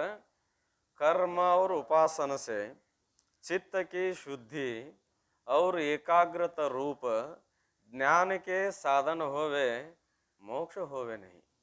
किसी से? ಕರ್ಮೋಪಾಸನ ಸೆ. ಅಂದ್ರೆ ಬ್ರಹ್ಮಜ್ಞಾನದಿಂದ ಆಗ್ತದಂತ ಹೇಳಿ ಇದನ್ನ ಯಾಕೆ ಬರೆದರಪ್ಪ? ಕರ್ಮ ಉಪಾಸನಗಳಿಂದ ಚಿತ್ತದ ಶುದ್ಧಿ ಏಕಾಗ್ರತೆ ಆಕತೆ. ಶುದ್ಧಿ ಅಂದ್ರ ಮಲದೋಷದ ನಿವೃತ್ತಿ, ಏಕಾಗ್ರತೆ ಅಂದ್ರ ವಿಕ್ಷೇಪ ದೋಷದ ನಿವೃತ್ತಿ. ಎದರಿಂದ ಆಗ್ತಾ ಇದೆ ಅಂದ್ರೆ ನಿಷ್ಕಾಮ ಕರ್ಮವನ್ನ ಮಾಡುವುದರಿಂದ ಮಲದೋಷದ ನಿವೃತ್ತಿ ಆಕತೆ, ಅಂದ್ರೆ ಚಿತ್ತ ಶುದ್ಧಿ ಆಗ್ತಾ ಇದೆ. ನಿಷ್ಕಾಮ ಉಪಾಸನೆಯನ್ನ ಮಾಡುವುದರಿಂದ ವಿಕ್ಷೇಪ ದೋಷದ ನಿವೃತ್ತಿ ಅಂದ್ರೆ ಚಿತ್ತದ ಏಕಾಗ್ರತೆ ಆಗ್ತಾ ಇದೆ. ಹೊಯ್ದಾಡ್ತಿತ್ತು, ಚಂಚಲ ಇತ್ತು, ಈಗ ಅದು ಸ್ಥಾಯಿಕವಾಯಿತು. ಇದು ಏನು ಮಾಡ್ತದಪ್ಪ ಅಂದ್ರೆ ಕರ್ಮೋಪಾಸನೆಗಳು ಚಿತ್ತದ ಶುದ್ಧಿ ಏಕಾಗ್ರತೆಯ ದ್ವಾರ ಜ್ಞಾನಕ ಸಾಧನ ಹೈ. ಇವೇನದಾವ ಅಂದ್ರೆ ಜ್ಞಾನಕ್ಕ ಸಾಧನ ಅದಾವ, ಮೋಕ್ಷ ಹೋವಿನಹಿ. ಇವುಗಳಿಂದ ಏನಾಗುದಿಲ್ಲ, ಮೋಕ್ಷ ಆಗುದಿಲ್ಲ ಅಂತ ಬರೋದ್ರು. ಯಾರು ಕೇಳ್ಯಾರ ನಿಮ್ಮನ್ನ? ಕರ್ಮೋಪಾಸನೆಯಿಂದ ಏನಾಕತ್ರಿ ಅಂತ ಕೇಳ್ಯಾವ ನಾವೇನಾರ? ಕೇಳಿದ್ರೆ ಹೇಳಬೇಕು. ಮತ್ತೆ ಯಾಕೆ ಹೇಳಿದ್ರು ಪಂಡಿತ್ ಪಿತಾಂಬರ್ಜಿ ಅವರು? ಯಾಕೆ ಹೇಳಿದ್ರೆ ಮುಮುಕ್ಷುವಿನ ಮನಸ್ಸಿನಲ್ಲಿ ದೃಢವಾದ ನಂಬಿಕೆ ಇಟ್ಟು ಬ್ರಹ್ಮಜ್ಞಾನವನ್ನೇ ಹೊಂದಿ ಮುಕ್ತನಾಗ್ಲೆನ್ನು ಬಯಕೆ ಇಟ್ಟುಕೊಂಡು, ತಮ್ಮ ಈಗ ನಾನಾರ ಮೋಕ್ಷ ಬ್ರಹ್ಮಜ್ಞಾನದಿಂದ ಆಕತ್ತೆ ಅಂತ ಹೇಳಿದ್ದೇನೆ, ನೀ ಅದನ್ನು ಪಡೆದು ಧನ್ಯನಾಗಬೇಕಂತ ಪ್ರವೃತ್ತಿಯಾಗಿ ಮುಂದೆ ನಿನಗೆ ಅಡಗಾಲ ಬಡಿಯವ್ರು ಬರ್ತಾರ. ಯಾಕೆ ಕಾಲು ಬಡಿಯವರು? ಅಡಗಾಲ ಬಡಿಯೋದು ಅಂದ್ರೆ ಗೊತ್ತೈತೇನ್ರಿ? ಹೆಂಗ ಸಹಜ ಹೋಗ್ತಿರ್ಬೇಕು ಮರಬಸ್ ಬಿಟ್ಟು ಹಗುರ್ಕ ಕಾಲು ಒಂದೀಟ ಅವನ ಕಾಲ ಮುಂದೆ ಹೆಜ್ಜೆ ಕಿತ್ತೊಡಗಿ ಮುಂದೆ ಹಿಡಿದು ಬಿಡ್ಬೇಕು. ಏನ್ ಮಕ್ಕಂಡ್ರವ ಬಡದು ಮುಗ್ಗುರ್ಸಿ ಬೀಳ್ತಾನೋ ಬೀಳುದಿಲ್ಲೋ? ಯಾರು ಪರೀಕ್ಷೆ ಮಾಡಕ್ ಹೋಗ್ಬೇಡ್ರಿ ಹಂಗ. ಮತ್ತ ಏನ್ರಿ, ಮೊದಲೆಲ್ಲ ಸಣ್ಣ ಹುಡುಗರು ಇದ್ದಾಗ ಮಜಾ ಆಕ್ಯತ್ತದು. ಹುಡುಗರು ಹೋಗ್ತಾ ಕಾಲು ಬಡದು ಕೆಡುತ್ತಿದ್ವಿ, ನಾವು ಬಿದ್ದೇವಿ, ಮತ್ತೊಬ್ರನ್ನ ಕಿಡ್ಬಿದ್ದೇವಿ. ಏನ್ರಿ ಈಗ ಹಂಗೆ ಮಾಡಕ್ ಹೋಗ್ಬೇಡ್ರಿ, ಎಲ್ಲವೂ ಮುರಿತೊಂಬಂದವು. ಏನ್ರಿ ಹೇಳೋ ಅಭಿಪ್ರಾಯ ಏನದ? ಎಡಗಾಲ ಬಡಿತಾರ ಅಂದ್ರೆ ಅದಕ್ಕೆ ಅರ್ಥ ಏನು ಅಂದ್ರೆ ಆ ಜ್ಞಾನದಿಂದ ಏನು ಪ್ರಯೋಜನ ಅದೋ ಅದೇನು ಪ್ರಯೋಜನ ಇಲ್ಲ. ತಣ್ಣಗ ಕರ್ಮ ಮಾಡು, ಉಪಾಸನ ಮಾಡು. ನಿನಗೆ ಇದ ಒಂದೇ ಜನ್ಮದೊಳಗ ಒಂದೇ ಕರ್ಮದಿಂದ ನಿನಗೇನಾಗ್ತಾ ಇದೆ? ಮುಕ್ತಿ ಆಗ್ತಾ ಇದೆ. ಏನ್ರಿ ಮತ್ತೊಂದರಿಂದ ಏನಿಲ್ಲ, ಅವಶ್ಯ ಇಲ್ಲ ಅಂತ ತಿಳ್ಕೊಂಡು ಕರ್ಮದಿಂದಲೇ ಮುಕ್ತಿ ಆಕತಿ, ಇಲ್ಲ ಉಪಾಸನದಿಂದಲೇ ಮುಕ್ತಿ ಆಕತಿ, ಇಲ್ಲ ಕರ್ಮೋಪಾಸನದಿಂದ ಆಕತಿ, ಇಲ್ಲ ಕರ್ಮೋಪಾಸನ ಜ್ಞಾನ ಎರಡರಿಂದೂ ಆಕತಿ ಅಂತ ಹೇಳೋ ಮಂದಿ ಬೆನ್ನು ಹತ್ತತಿ. ಅವಾಗ ಅದನ್ನ ನಂಬಬೇಡ. ಆ ಕರ್ಮೋಪಾಸನಗಳ ಚಿತ್ತದ ಶುದ್ಧಿ ಆಕತಿ, ಚಿತ್ತದ ಏಕಾಗ್ರ ಆಕತಿ, ಬೇಡ ಅಂತ ಅರ್ಥ ಅಲ್ಲ. ಆದ್ರೆ ಅದರಿಂದ ಮೋಕ್ಷ ಆಗುವುದಿಲ್ಲ. ಇದರ ಅಭಿಪ್ರಾಯ ಏನು? ಚಿತ್ತದ ಶುದ್ಧಿ ಏಕಾಗ್ರತೆಗಳ ಸಾಧಸ್ಸು, ಆಮೇಲೆ ಇದೇ ಜ್ಞಾನಕ್ಕೆ ಸಾಧನ, ಇದರಿಂದಲೇ ಸುಖ ಆತಂತ ತಿಳ್ಕೊಂಡು ಕುಂದ್ರಬೇಡ. ಮುಂದೆ ಬ್ರಹ್ಮಜ್ಞಾನವನ್ನ ಹೊಂದು ಅನ್ನೋ ಅಭಿಪ್ರಾಯ ಇಟ್ಕೊಂಡು ಮೋಕ್ಷಕ್ಕೆ ಸಾಧನ ಯಾವ್ದಂಗಾರ ಬ್ರಹ್ಮಜ್ಞಾನವೇ ಉತ್ತಮ ಅಧಿಕಾರಿ. ತತ್ವದೃಷ್ಟಿ ಹೇಳಿದ್ದೇನೆ ಎಷ್ಟೋ ಸಲ, ಅನೇಕ ಜನ್ಮ ಜನ್ಮಾಂತರದಲ್ಲಿ ಈ ಉಪಾಸನ ಕರ್ಮಗಳನ್ನು ಮಾಡಿದರೂ ಕೂಡ ಏನೇ ಬಾರಿ ಎಷ್ಟು ಸಲ ಮಾಡಿದರೂ ಕೂಡ ಮತ್ತು ದುಃಖ ತಪ್ಪಲಿಲ್ಲ. ಏನಾದರೂ ಬೇರೆ ಉಪಾಯ ಇದ್ರೆ ಹೇಳ್ರಿ ಗುರುನಾಥ ಅಂತ ಕೇಳಿದಾಗ, ಬೇರೆ ಉಪಾಯ ಐತಪ್ಪ ಅಂದ್ರು. ಯಾವುದು ಅಂತ ಕೇಳಿದಾಗ ಬ್ರಹ್ಮಜ್ಞಾನ ಅಂತ ಉತ್ತರವನ್ನು ಹೇಳ್ಕೊಂಡ್ ಅದೇ ಚಂದ್ರೋದಯದೊಳಗ ಮತ್ತ ಪುನಃ ಬ್ರಹ್ಮಜ್ಞಾನ ಕಿತ್ತನೆ ಪ್ರಕಾರ ಕಹೆ ಅಂತ ಪ್ರಶ್ನೆ ಮಾಡಿದ್ರು. ಮಾಡಿ ಮತ್ತ ಬ್ರಹ್ಮಜ್ಞಾನ ಮೇಲೆ ಮತ್ತೊಂದು ಟಿಪ್ಪನ್ ಕೊಟ್ರು. ಬ್ರಹ್ಮಜ್ಞಾನದ ಮೇಲೆ ಟಿಪ್ಪನ್ ಏನು ಕೊಟ್ರು ಅಂತ ಕೇಳ್ರೆ, ಬ್ರಹ್ಮ ಸೆ ಅಭಿನ್ನ ಆತ್ಮ ಕಾ ಜ್ಞಾನ ಮೋಕ್ಷ ಕಾ ಸಾಧನ ಹೈ. ಮೋಕ್ಷಕ ಸಾಧನ ಬ್ರಹ್ಮಜ್ಞಾನ ಅಂತ ಹೇಳಿದಾಗ್ಯಾದರೂ ಕೂಡ ಅವಾಂತರ ವಾಕ್ಯಜನ್ಯ ಬ್ರಹ್ಮಜ್ಞಾನ ಅಲ್ಲ. ಯಾವ ವಾಕ್ಯಜನ್ಯ ಬ್ರಹ್ಮಜ್ಞಾನ ಅಲ್ಲ? ಅವಾಂತರ ವಾಕ್ಯ ಜ್ಞಾನ ಅಲ್ಲ. ಯಾವುದಪ್ಪ ಅಂದ್ರೆ ಬ್ರಹ್ಮಸೆ ಅಭಿನ್ನ ಆತ್ಮಕ ಜ್ಞಾನ. ಯಾವ ಜ್ಞಾನ? ಆತ್ಮನ ಜ್ಞಾನ. ಆತ್ಮನ ಜ್ಞಾನ ಅಂದ್ರೆ ತನ್ನ ಜ್ಞಾನ. ತನ್ನ ಜ್ಞಾನ ಅಂತಂದ್ರೆ ಕೇವಲ ತೊಂಪದ ಲಕ್ಷ್ಯ ರೂಪ ಜ್ಞಾನ ಅಲ್ಲ. ಏನ್ರಿ? ಬ್ರಹ್ಮಸೆ ಅಭಿನ್ನ, ನಾನೇ ಅಖಂಡೇಕರಸವಾದ ಪರಬ್ರಹ್ಮ ಸ್ವರೂಪವೇ ಇದ್ದೇನೆ ಅಂತ ತಿಳಿದ್ರೆ ಇದಕ್ಕೆ ಆತ್ಮಜ್ಞಾನ ಅಂತಾರ, ಬ್ರಹ್ಮಜ್ಞಾನ ಅಂತ ಕರಿತಾ ಇದ್ದಾರೆ. ಬ್ರಹ್ಮಸೆ ಅಭಿನ್ನ ಆತ್ಮಾಕ ಜ್ಞಾನ ಮೋಕ್ಷಕ ಹೇತು ಹೈ. ಈ ಜ್ಞಾನವನ್ನು ಮಾಡ್ಕೊಂಡ್ರೆ ನಿಮುಕ್ತಾಕ್ಕೆ ಹೊರತಾಗಿ ಇಲ್ಲದರೆ ಆಗುವುದಿಲ್ಲ ಅಂತ. ಅದಕ್ಕಾಗಿ ಇಲ್ಲಿ ಏನದ ತಾತ್ಪರ್ಯ ಮಹಾತ್ಮರು ಅಂದರೆ, ಏಕಮೇವ ಅದ್ವಿತೀಯ ವಸ್ತುವನ್ನು ತಿಳಿದರೆ ಅವನು ಸಂಸಾರವನ್ನು ದಾಟುತ್ತಾನೆ. ಅಂದರೆ ಜ್ಞಾನವೇ ಮೋಕ್ಷಕ್ಕೆ ಮುಖ್ಯ ಏನದಪ್ಪ ಅಂದ್ರೆ ಉಪಾಯವಾಗಿರುತ್ತದೆ. ಉಳಿದ ಯಾವ ಉಪಾಯಗಳು ಮೋಕ್ಷಕ್ಕೆ ಏನಲ್ಲ ಅಂತ ಕೇರ ಸಾಧನ ಅಲ್ಲ. ಇದನ್ನು ಬಿಟ್ಟು ಪರಂಪರಾ ಹೇಳ್ಬಹುದು, ಆದ್ರೆ ಸಾಕ್ಷಾತ್ ಸಾಧನ ಮಾತ್ರ ಜ್ಞಾನವೇ ಅದ. ಇದನ್ನು ಬಿಟ್ಟು ಮೋಕ್ಷವನ್ನು ಹೊಂದಬೇಕೆಂದರೆ ಬೇರೆ ದಾರಿಯೇ ಇಲ್ಲ. ಇದನ್ನು ಬಿಟ್ಟು ಮತ್ತೊಂದು ಏನಾರ ಯಾವ್ದಾರ ಸಾಧನದಿಂದ ನಾ ಮೋಕ್ಷ ಹೊಂತೇನೆ ಅಂದ್ರೆ ದಾರಿ ಐತೇನು? ತಮ್ಮ ನೀ ಬೇಕಾದ ಮಾಡ, ಇದನ್ನ ಬಿಟ್ಟು ಗತಿನೇ ಇಲ್ಲ ನಿನಗ ಅಂತಿರ್ತೀವಲ್ಲ ವ್ಯವಹಾರದಲ್ಲಿ. ಹಾಗೆ ಮುಕ್ತನಾಗಬೇಕೆಂಬ ಬಯಕೆ ಉಳ್ಳ ಪುರುಷನಿಗೆ ಜ್ಞಾನ ಮಾರ್ಗವನ್ನು ಬಿಟ್ರೆ ಮತ್ತೊಂದು ಗತಿ ಇಲ್ಲ ಎಂದು ಶ್ರುತಿಯು ಒಂದೇ ಸವನೆ ಕೂಗುತ್ತಿರುತ್ತದೆ. ಶ್ರುತಿ ಏನ್ ಮಾಡ್ತದ್ರಿ? ಎಂದ ಈ ಸೃಷ್ಟಿ ಉತ್ಪತ್ತಿ ಆಗ್ಯದ ಅಂದಿನಿಂದ ಹಿಡಿದು ಇಂದಿನ ತನ ವೇದ ಇದನ್ನೇ ಹೇಳ್ತದ, ಮತ್ತೇನಾರು ಹೇಳ್ತದೋ? ಇದನ್ನೇ ಹೇಳ್ತಾ ಇದೆ.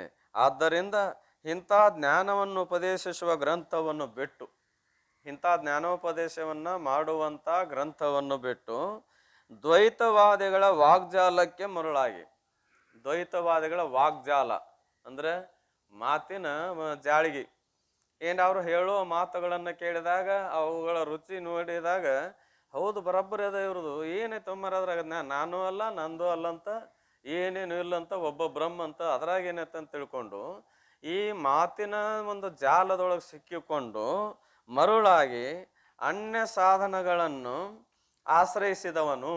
ಅನ್ಯ ಸಾಧನ ಅಂದ್ರೆ ಕರ್ಮದಿಂದ, ಇಲ್ಲ ಉಪಾಸನದಿಂದ, ಇಲ್ಲ ಅಂತಂದ್ರೆ ಮತ್ತೆ ಬೇರೆ ಬೇರೆ ಮಾರ್ಗಗಳಿಂದ ಹೇಳ್ತಾರಲ್ಲ, ಅವುಗಳನ್ನು ಒಂದು ವೇಳೆ ಆಶ್ರಯ ಮಾಡಿದರೆ ಪುನಃ ಪುನಃ ಹುಟ್ಟಿ ದುಃಖಪಟ್ಟು ಮರಳಿ ಈ ಗ್ರಂಥಕ್ಕೆ ಶರಣು ಬಂದೆ ಮೋಕ್ಷವನ್ನು ಪಡೆಯಬೇಕಾಗುತ್ತದೆ ಎಂಬ ತಾತ್ಪರ್ಯ.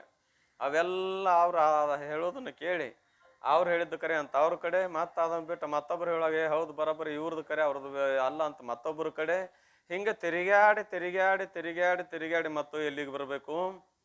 ಈ ಅದ್ವೈತವನ್ನು ಉಪದೇಶ ಮಾಡುವ ಜ್ಞಾನ ಮಾರ್ಗವನ್ನು ಹೇಳಿಕೊಡುವ ಗ್ರಂಥಕ್ಕನ ಶರಣಾಗತರಾಗಬೇಕು. ಅವಿನ ಇನ್ನುಳಿದ ಯಾವ ಗ್ರಂಥಗಳು ನಡೆಯೋದಿಲ್ಲ. ಪೂರ್ವ ಪಕ್ಷ ಆಕ್ಷೇಪ ಮಾಡಿದ್ದ, ನಿಮ್ಮ ಗ್ರಂಥ ಓದ್ಬೇಕಂತ ಏನ್ ನೇಮದ? ಇದನ್ನೇ ಓದ್ಬೇಕಂತ ಯಾರು ನಿಶ್ಚಯ ಮಾಡ್ತಾರ? ಹಲವಾರು ಗ್ರಂಥಗಳದಾವು, ಇದನ್ನೇ ಓದ್ಬೇಕಂತ ಯಾರು ನಿಶ್ಚಯ ಮಾಡೋದಿಲ್ಲ. ಅವ್ರಿಗೆ ಯಾವ್ದು ಅನುಕೂಲಕತೆ ಅದನ್ನ ಮಾಡ್ಕೊಂಡು ಹೋಗಿರ್ತಾರ.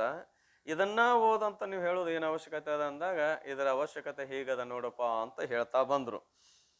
ಗ್ರಂಥಕ್ಕೆ ಶರಣು ಬಂದೆ ಮೋಕ್ಷವನ್ನು ಪಡೆಯಬೇಕಾಗುತ್ತದೆ ಎಂಬ ತಾತ್ಪರ್ಯ. ಅಂದ್ರೆ ಅವಶ್ಯವಾಗಿ ಪರಮಾರ್ಥ ಗೀತೆಯನ್ನೇನು ಮಾಡ್ರಿ, ಅಧ್ಯಯನ ಮಾಡ್ರಿ ಅಂತ ತಿಳ್ಕೊಂಡು ಈಗ 3 ಹೇಳ್ಕೊಂಬಂದ್ರು.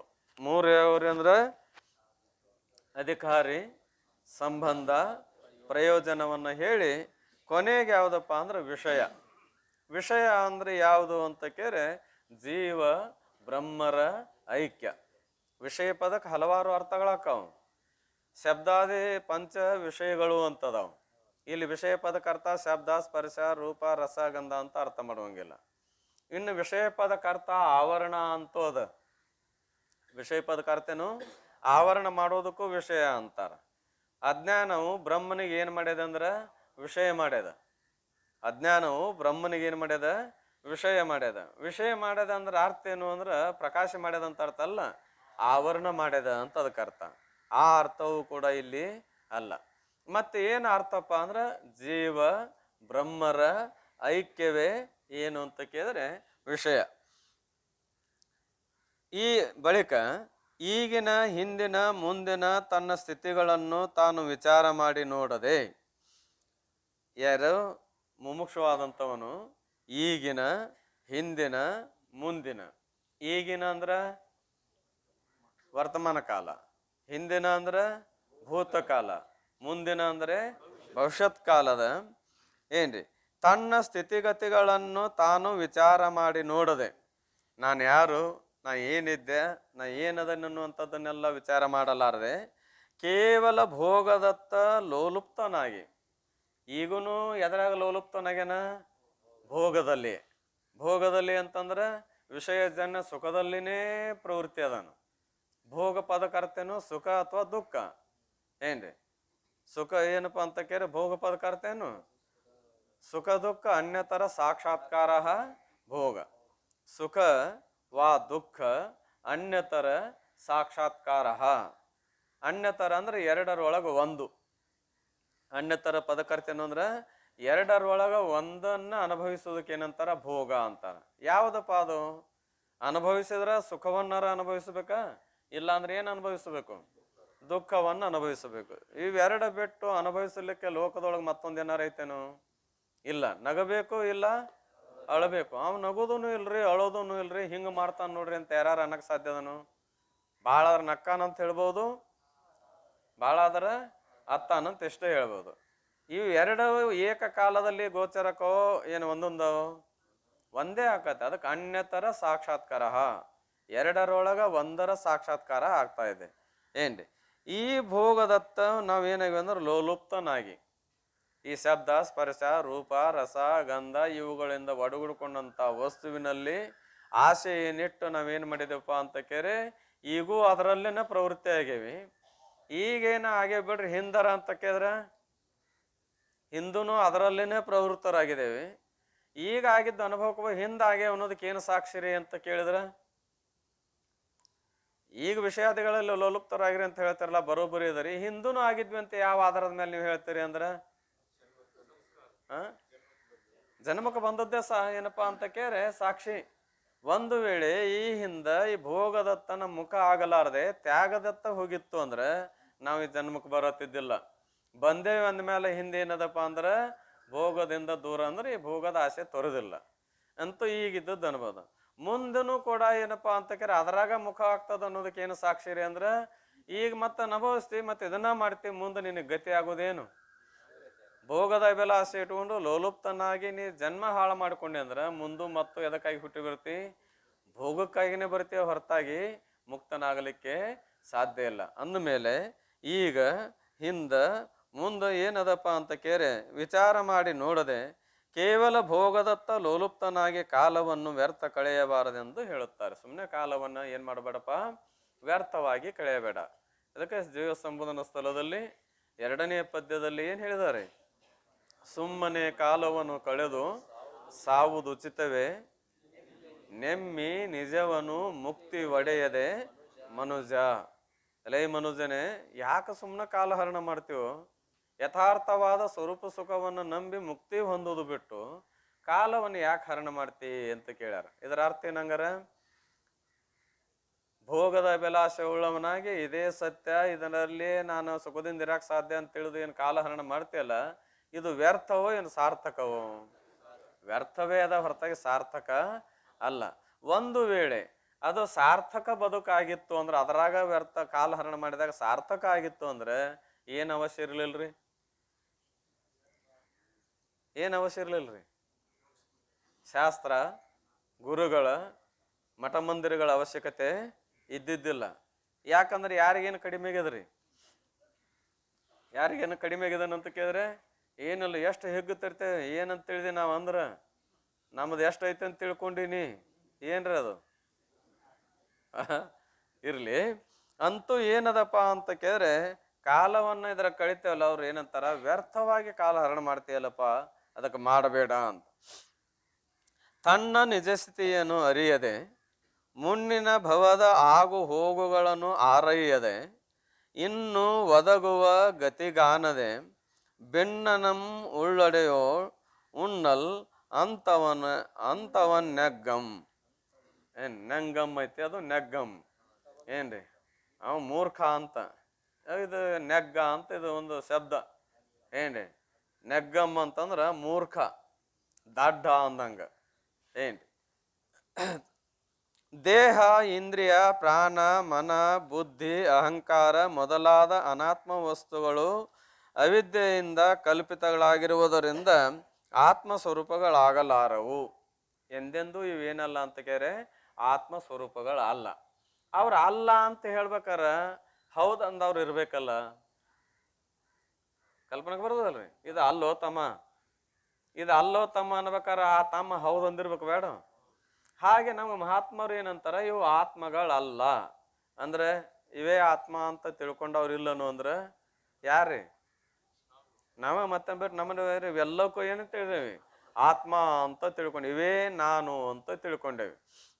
ಏನು ಅದಕ್ಕೆ ವಿಚಾರ ಸಾಗರದಲ್ಲಿ ಆತ್ಮನ ಲಕ್ಷಣ ಮಾಡುವಾಗ ಎಲ್ಲರಿಗೂ ಅನ್ವಯವಾಗಿರ್ಬೇಕು ಹಂಗ ಒಂದು ಲಕ್ಷಣ ಮಾಡಿದ್ರು ಆತ್ಮಂದು.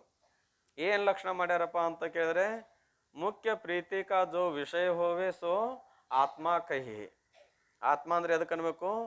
ಮುಖ್ಯ ಪ್ರೀತಿಗೆ ಯಾವುದು ವಿಷಯವಾಗಿರುವುದೋ ಅದಕ್ಕೆ ಆತ್ಮ ಅನ್ನಬೇಕು. ಮುಖ್ಯ ಪ್ರೀತಿಗೆ ವಿಷಯವಾದದ್ದು ಆತ್ಮ ಅಂತ ಲಕ್ಷಣ.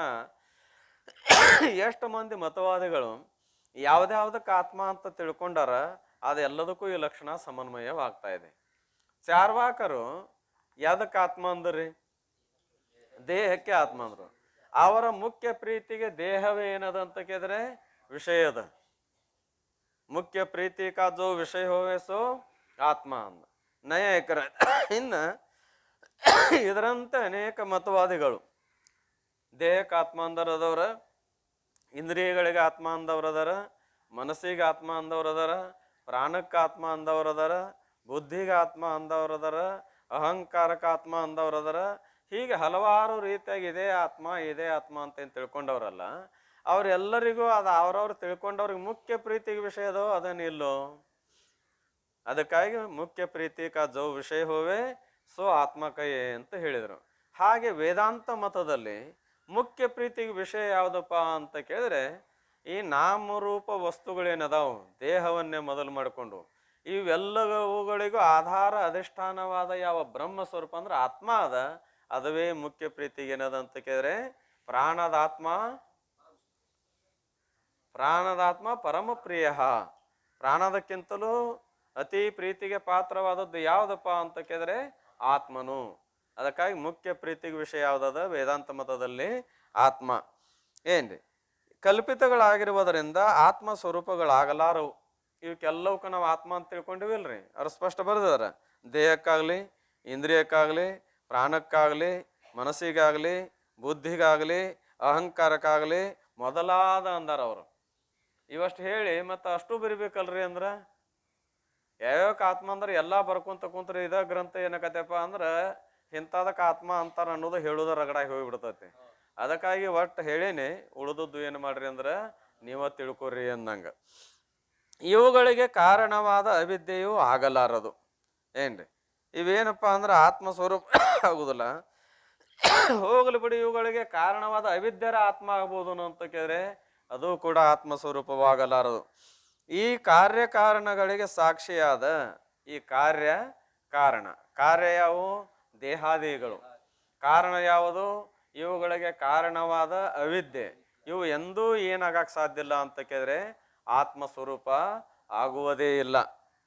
ಇವುಗಳಿಗೆ ಸಾಕ್ಷಿಯಾದ ಸ್ವಯಂ ಪ್ರಕಾಶನಾದ ಪ್ರತ್ಯೇಗಾತ್ಮನೇ ತಾನಾಗಿರುವನು.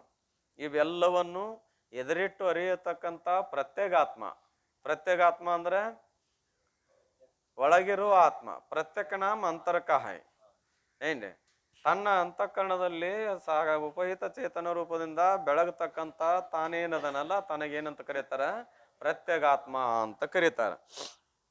ಪ್ರತ್ಯೇಗಾತ್ಮ ತಾನಾಗಿರುವನು ಅಂದರೆ ಇಂಥ ತನ್ನ ನಿಜವು ಸ್ಥೂಲ ಸೂಕ್ಷ್ಮ ಕಾರಣ ಶರೀರಗಳಿಗೆ ಸಾಕ್ಷಿಯಾಗಿರುವುದೆಂಬ ತಾತ್ಪರ್ಯ. ಇದರ ಅರ್ಥ ಏನಪ್ಪ ಅಂತ ಕೇಳಿದ್ರೆ ಈ ಸ್ಥೂಲ ದೇಹವೇ ನಾನು ನಂದು, ಸೂಕ್ಷ್ಮ ದೇಹವೇ ನಾನು ನಂದು, ಕಾರಣ ದೇಹವೇ ನಾನು ಅಂತ ಏನ್ ತಿಳ್ಕೊಂಡಿದ್ನಲ್ಲ, ಈ ಮೂರೂ ದೇಹಗಳಿಗೆ ಎದುರಿಟ್ಟು ಅರಿಯತಕ್ಕಂಥ ಸಾಕ್ಷಿ ರೂಪನೇ ತಾನದನೋ ಎಂತಾನ ಬಿಟ್ಟು ಬೇರೆ ಯಾರದಾರೋ ತಾನೇ ಅದನೆಂಬ ತಾತ್ಪರ್ಯ. ಇಂಥ ನಮ್ಮ ನಿಜ ಸ್ವರೂಪವನ್ನು ನಮ್ಮ ಅನುಭವಕ್ಕೆ ಹೇಗೆ ಬರುವುದು? ಈ ನಿಜವಾದ ಸ್ವರೂಪ ತಾನೇ ಎಲ್ಲವನ್ನು ಎದುರಿಟ್ಟು ಅರಿಯುವವನಾಗಿರುವುದರಿಂದ ಯಥಾರ್ಥ ಆತ್ಮ ಸ್ವರೂಪವೇ ತಾನಿದ್ದವನು. ಇದು ನಮಗೆ ಅರಿಯಲಿಕ್ಕೆ ಹೇಗೆ ಬರುತ್ತದೆ? ನಮ್ಮ ಅನುಭವಕ್ಕೆ ಬರಬೇಕಲ್ಲ ಅಂತ ಕೇಳಿದರೆ ನಿದ್ರೆಯಲ್ಲಿ ಮನಮೊದಲಾದ ಇಂದ್ರಿಯಗಳು ತಮ್ಮ ಕಾರಣವಾದ ಅವಿದ್ಯೆಯಲ್ಲಿ ಅಡಗಿಕೊಂಡಿರ್ತವೆ. ಒಂದು ಉದಾಹರಣೆ ಹೇಳ್ತೇನೆ ಕೇಳಪ್ಪ ಅಂತಾರೆ. 2 ಅವಸ್ಥೆಗಳನ್ನ ದಾಟಿ 3ನೇ ಅವಸ್ಥೆ ಯಾವುದು? ಸುಸುಪ್ತಿ ಅವಸ್ಥೆ. ಸುಸುಪ್ತಿ ಅವಸ್ಥೆ ಯಾವಾಗ ಬರ್ತದ್ರಿ? ನಿದ್ರೆ ಯಾವಾಗ ಬರ್ತದ? ನಿದ್ರೆ ಯಾವಾಗ ಬರ್ತದ್ರಿ?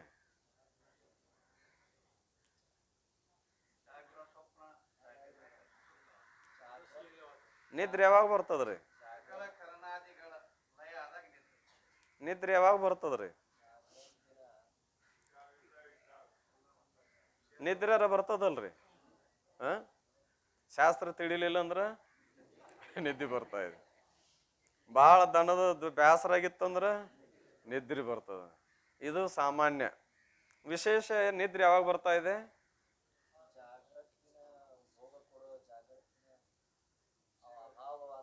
ಹಾ, ಸಮ್ಮುಖ ಕರ್ಮದ ಭೋಗದ ಅಭಾವ ಯಾವಾಗ ಆಗ್ತಾ ಇದೆ ಅವಾಗ ನಿದ್ರೆ ಬರ್ತದ. ಅಲ್ಲೇ ತನ ನಿದ್ರೆ ಬರೋದಿಲ್ಲ. ಹಾಸಿ ಹೊತ್ಕೊಂಡು ಬೇಕಾದಂಗೆ ಯಾರು ಬಂದು ಒದಿದ್ರು ಓ ಅನ್ನದಂಗೆ ಗಪ್ಪನ ಕಣ್ಣು ಮುಚ್ಚಿ ನಿಮ್ಮ ಮಲಗೇನಂದ್ರು ಕೂಡ ನಿದ್ರೆ ಬರೋದು ಅಂದ್ರೆ ನಿದ್ರೆ ಹತ್ತೋದಿಲ್ಲ. ಸಕಲ ಕರ್ಣಗಳ ಲಯ ಆಗೋದಿಲ್ಲ. ಯಾವಾಗ ಅಕ್ಕವು? ಸಮ್ಮುಖ ಕರ್ಮದ ಭೋಗದ ಅಭಾವ ಆಯಿತು ಅಂದ್ರೆ ಅದು ಹಗಲರ ಇರಲಿ ರಾತ್ರಿಯರ ಇರಲಿ ಏನು ಬರ್ತದ್ರಿ? ನಿದ್ರೆ ಬರ್ತಾ ಇದೆ. ಯಾವಾಗ ಸಮ್ಮುಖ ಕರ್ಮದ ಭೋಗದ ಅಭಾವ ಆಯ್ತು ಅವಾಗೆಲ್ಲ ಸಕಲ ಕರ್ಣಗಳು ಎಲ್ಲಿ ಲಯವಾಗ್ತಾ ಇದ್ದಾವು? ಅವಿದ್ಯೆಯಲ್ಲಿ ಲಯವಾಗ್ತಾ ಇದ್ದಾವೆ. ಅವಿದ್ಯೆಯಲ್ಲಿ ಅಡಗಿಕೊಂಡಿರುತ್ತವೆ. ಆಗ ತಾನು ಆ ಅವಿದ್ಯೆಗೆ ಸಾಕ್ಷಿಯಾಗಿ ತನ್ನ ಮಹಿಮೆಯಲ್ಲಿ ತಾನೇ ಆನಂದ ರೂಪದಿಂದಿರುತ್ತಾನೆ. ಆ ಸಮಯದೊಳಗೆ ತಾನು ಆನಂದ ಸ್ವರೂಪದನೋ ಏನಿಲ್ಲೋ? ಆನಂದ ಸ್ವರೂಪದಾನ. ತನ್ನ ಮಹಿಮಾದಿಂದೋ ಏನಾರ ವಿಷಯಗಳ ಮಹಿಮೆಯಿಂದೋ? ತನ್ನ ಮಹಿಮೆಯಿಂದ.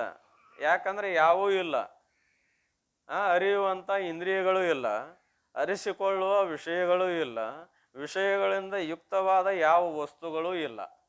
ಕಲ್ಪನಾಕ್ಕೆ ಬರ್ತದಲ್ರಿ? ಏನಿಲ್ಲ? ಅರಿಯುವ ಇಂದ್ರಿಯಗಳೂ ಇಲ್ಲ, ಅವುಗಳಿಗೆ ಅನುಕೂಲವಾದ ವಿಷಯಗಳೂ ಇಲ್ಲ, ಆ ವಿಷಯಗಳಿಂದ ಯುಕ್ತವಾದ ಯಾವ ವಸ್ತುಗಳೂ ಇಲ್ಲ. ಕಲ್ಪನಾಕ್ಕೆ ಬರ್ತದಲ್ರಿ? ಅಂದ್ರೆ ಇಂದ್ರಿಯ ವಿಷಯದಿಂದ ಯುಕ್ತವಾದ ವಸ್ತು ಅಂದ್ರೆ ಯಾವು? ಮಡದಿ ಮಕ್ಕಳು, ಧನ ಕನಕ ವಸ್ತ್ರ ವಾಹನ ಇವೆಲ್ಲ ಏನದಾವು? ಆ ಶಬ್ದಾದಿ ವಿಷಯಗಳಿಂದ ಒಡಗೂಡಿಕೊಂಡದ್ದು ಅದಾವು, ಏನು ಬಿಟ್ಟದಾವು? ಒಡಗೂಡಿಕೊಂಡದ್ದು ಅದಾವು. ಆ ವಸ್ತುಗಳಾಗಲಿ ಆ ವಿಷಯಗಳಾಗಲಿ ಅವುಗಳನ್ನು ಅರಿಯುವಂಥ ಇಂದ್ರಿಯಗಳಾಗಲಿ ಎಲ್ಲವೂ ಏನದವಪ್ಪ ಅಂತ ಕೇಳಿ ಸುಸುಪ್ತಿ ಅವಸ್ಥೆಯಲ್ಲಿ ಅವಿದ್ಯೆಯಲ್ಲಿ ಅಡಗ್ಯಾವು. ಅವಿದ್ಯೆ ಬಿಟ್ಟದವು, ಅವಿದ್ಯೆಯಲ್ಲಿ ಅಡಗಿದಾವು. ಅಡಗ್ಯಾವ ಅಂದ್ರೆ ಮಡದಿ ಮಕ್ಕಳು ಎಲ್ಲಿ ಅಡಗ್ಯಾರ ಅನ್ಬೇಡ್ರಿ. ಅವರನ್ನ ಏನಪ್ಪಾ ಅಂದ್ರೆ ಮೋಹಿಸುವಂತ ಇಂದ್ರಿಯಾದಿಗಳು ಏನೇ ಆಗ್ಯಾವು ಎಲ್ಲ ಅಡಗಿದಾವು. ನಿದ್ರೆಯಿಂದ ಎಚ್ಚತ್ತು ಅವಾಗ ತನ್ನ ಮಹಿಮೆಯಿಂದ ಆನಂದದಿಂದ ಅದಾನ. ಈ ಹೊರಗೆ ನಾವು ಈಗ ಸದ್ದ ಆನಂದವನ್ನು ಅನುಭವಿಸ್ಬೇಕಾರೆ ಎದರ ಸಂಬಂಧಪಟ್ರಿ? ತಂದದ ಕರೆ, ತನ್ನ ಆನಂದವನ್ನೇ ಅನುಭವಿಸ್ತಾನ. ಆದರೂ ನಿಮಿತ್ತ ಏನದ? ಏನ್ರಿ ಎಷ್ಟು ಆನಂದ ಆತ್ರಿ ಇವತ್ತ, ಈಗ ಶಾಸ್ತ್ರ ತಗಲ್ಲ. ಎಷ್ಟು ಆನಂದ ರೀ, ಭೇಟಿ ಆದ್ರಿ, ಏನು ಸಾಕ್ಷಾತ್ ದೇವ್ರ ಭೇಟಿ ಆದಂಗ ಆತ್ ನೋಡ್ರಿ ಅಂತಾನ. ಅಂದ್ರೆ ಒಂದು ವ್ಯಕ್ತಿ ಸಂಬಂಧಪಟ್ಟು ಆನಂದ ಅನುಭವಿಸ್ತಾನ. ವಾಸ್ತವತ ವಿಚಾರ ಮಾಡಿ ನೋಡಿದ್ರೆ ತಂದ ಅದ, ಆದ್ರ ನಿಮಿತ್ತ ಅದ. ಸುಸುಪ್ತಿ ಅವಸ್ಥೆಯಲ್ಲಿ ಆನಂದ ಅನುಭವಿಸ್ತೀಯಲ್ಲ, ಯಾರು ಭೇಟಿಯಾಗ್ಯಾರ ನಿನಗ? ಯಾರ ಭೇಟಿಯಾಗ್ಯಾರನು? ಏನಾರ ನೋಡಿ ಏನು? ಏನಾರ ಐತೇನಲ್ಲಿ ನೋಡುವಂಥವ್ರು ಅದಾವನು? ಏನೂ ಇಲ್ಲ. ಆದ್ರೆ ಏನದ? ಅದು ತನ್ನ ಮಹಿಮೆಯಿಂದೋ ಏನು ವಿಷಯಗಳ ಮಹಿಮೆಯಿಂದೋ? ತನ್ನ ಮಹಿಮೆಯಿಂದ. ನಿದ್ರೆಯಿಂದ ಎಚ್ಚತ್ತು ಜಾಗೃತಿಗೆ ಬಂದ ಬಳಿಕ ಎಚ್ಚರ ಆಗ್ತಾ ಇದೆ. ಎಚ್ಚರ ಯಾವಾಗ ಆಕತ್ರಿ?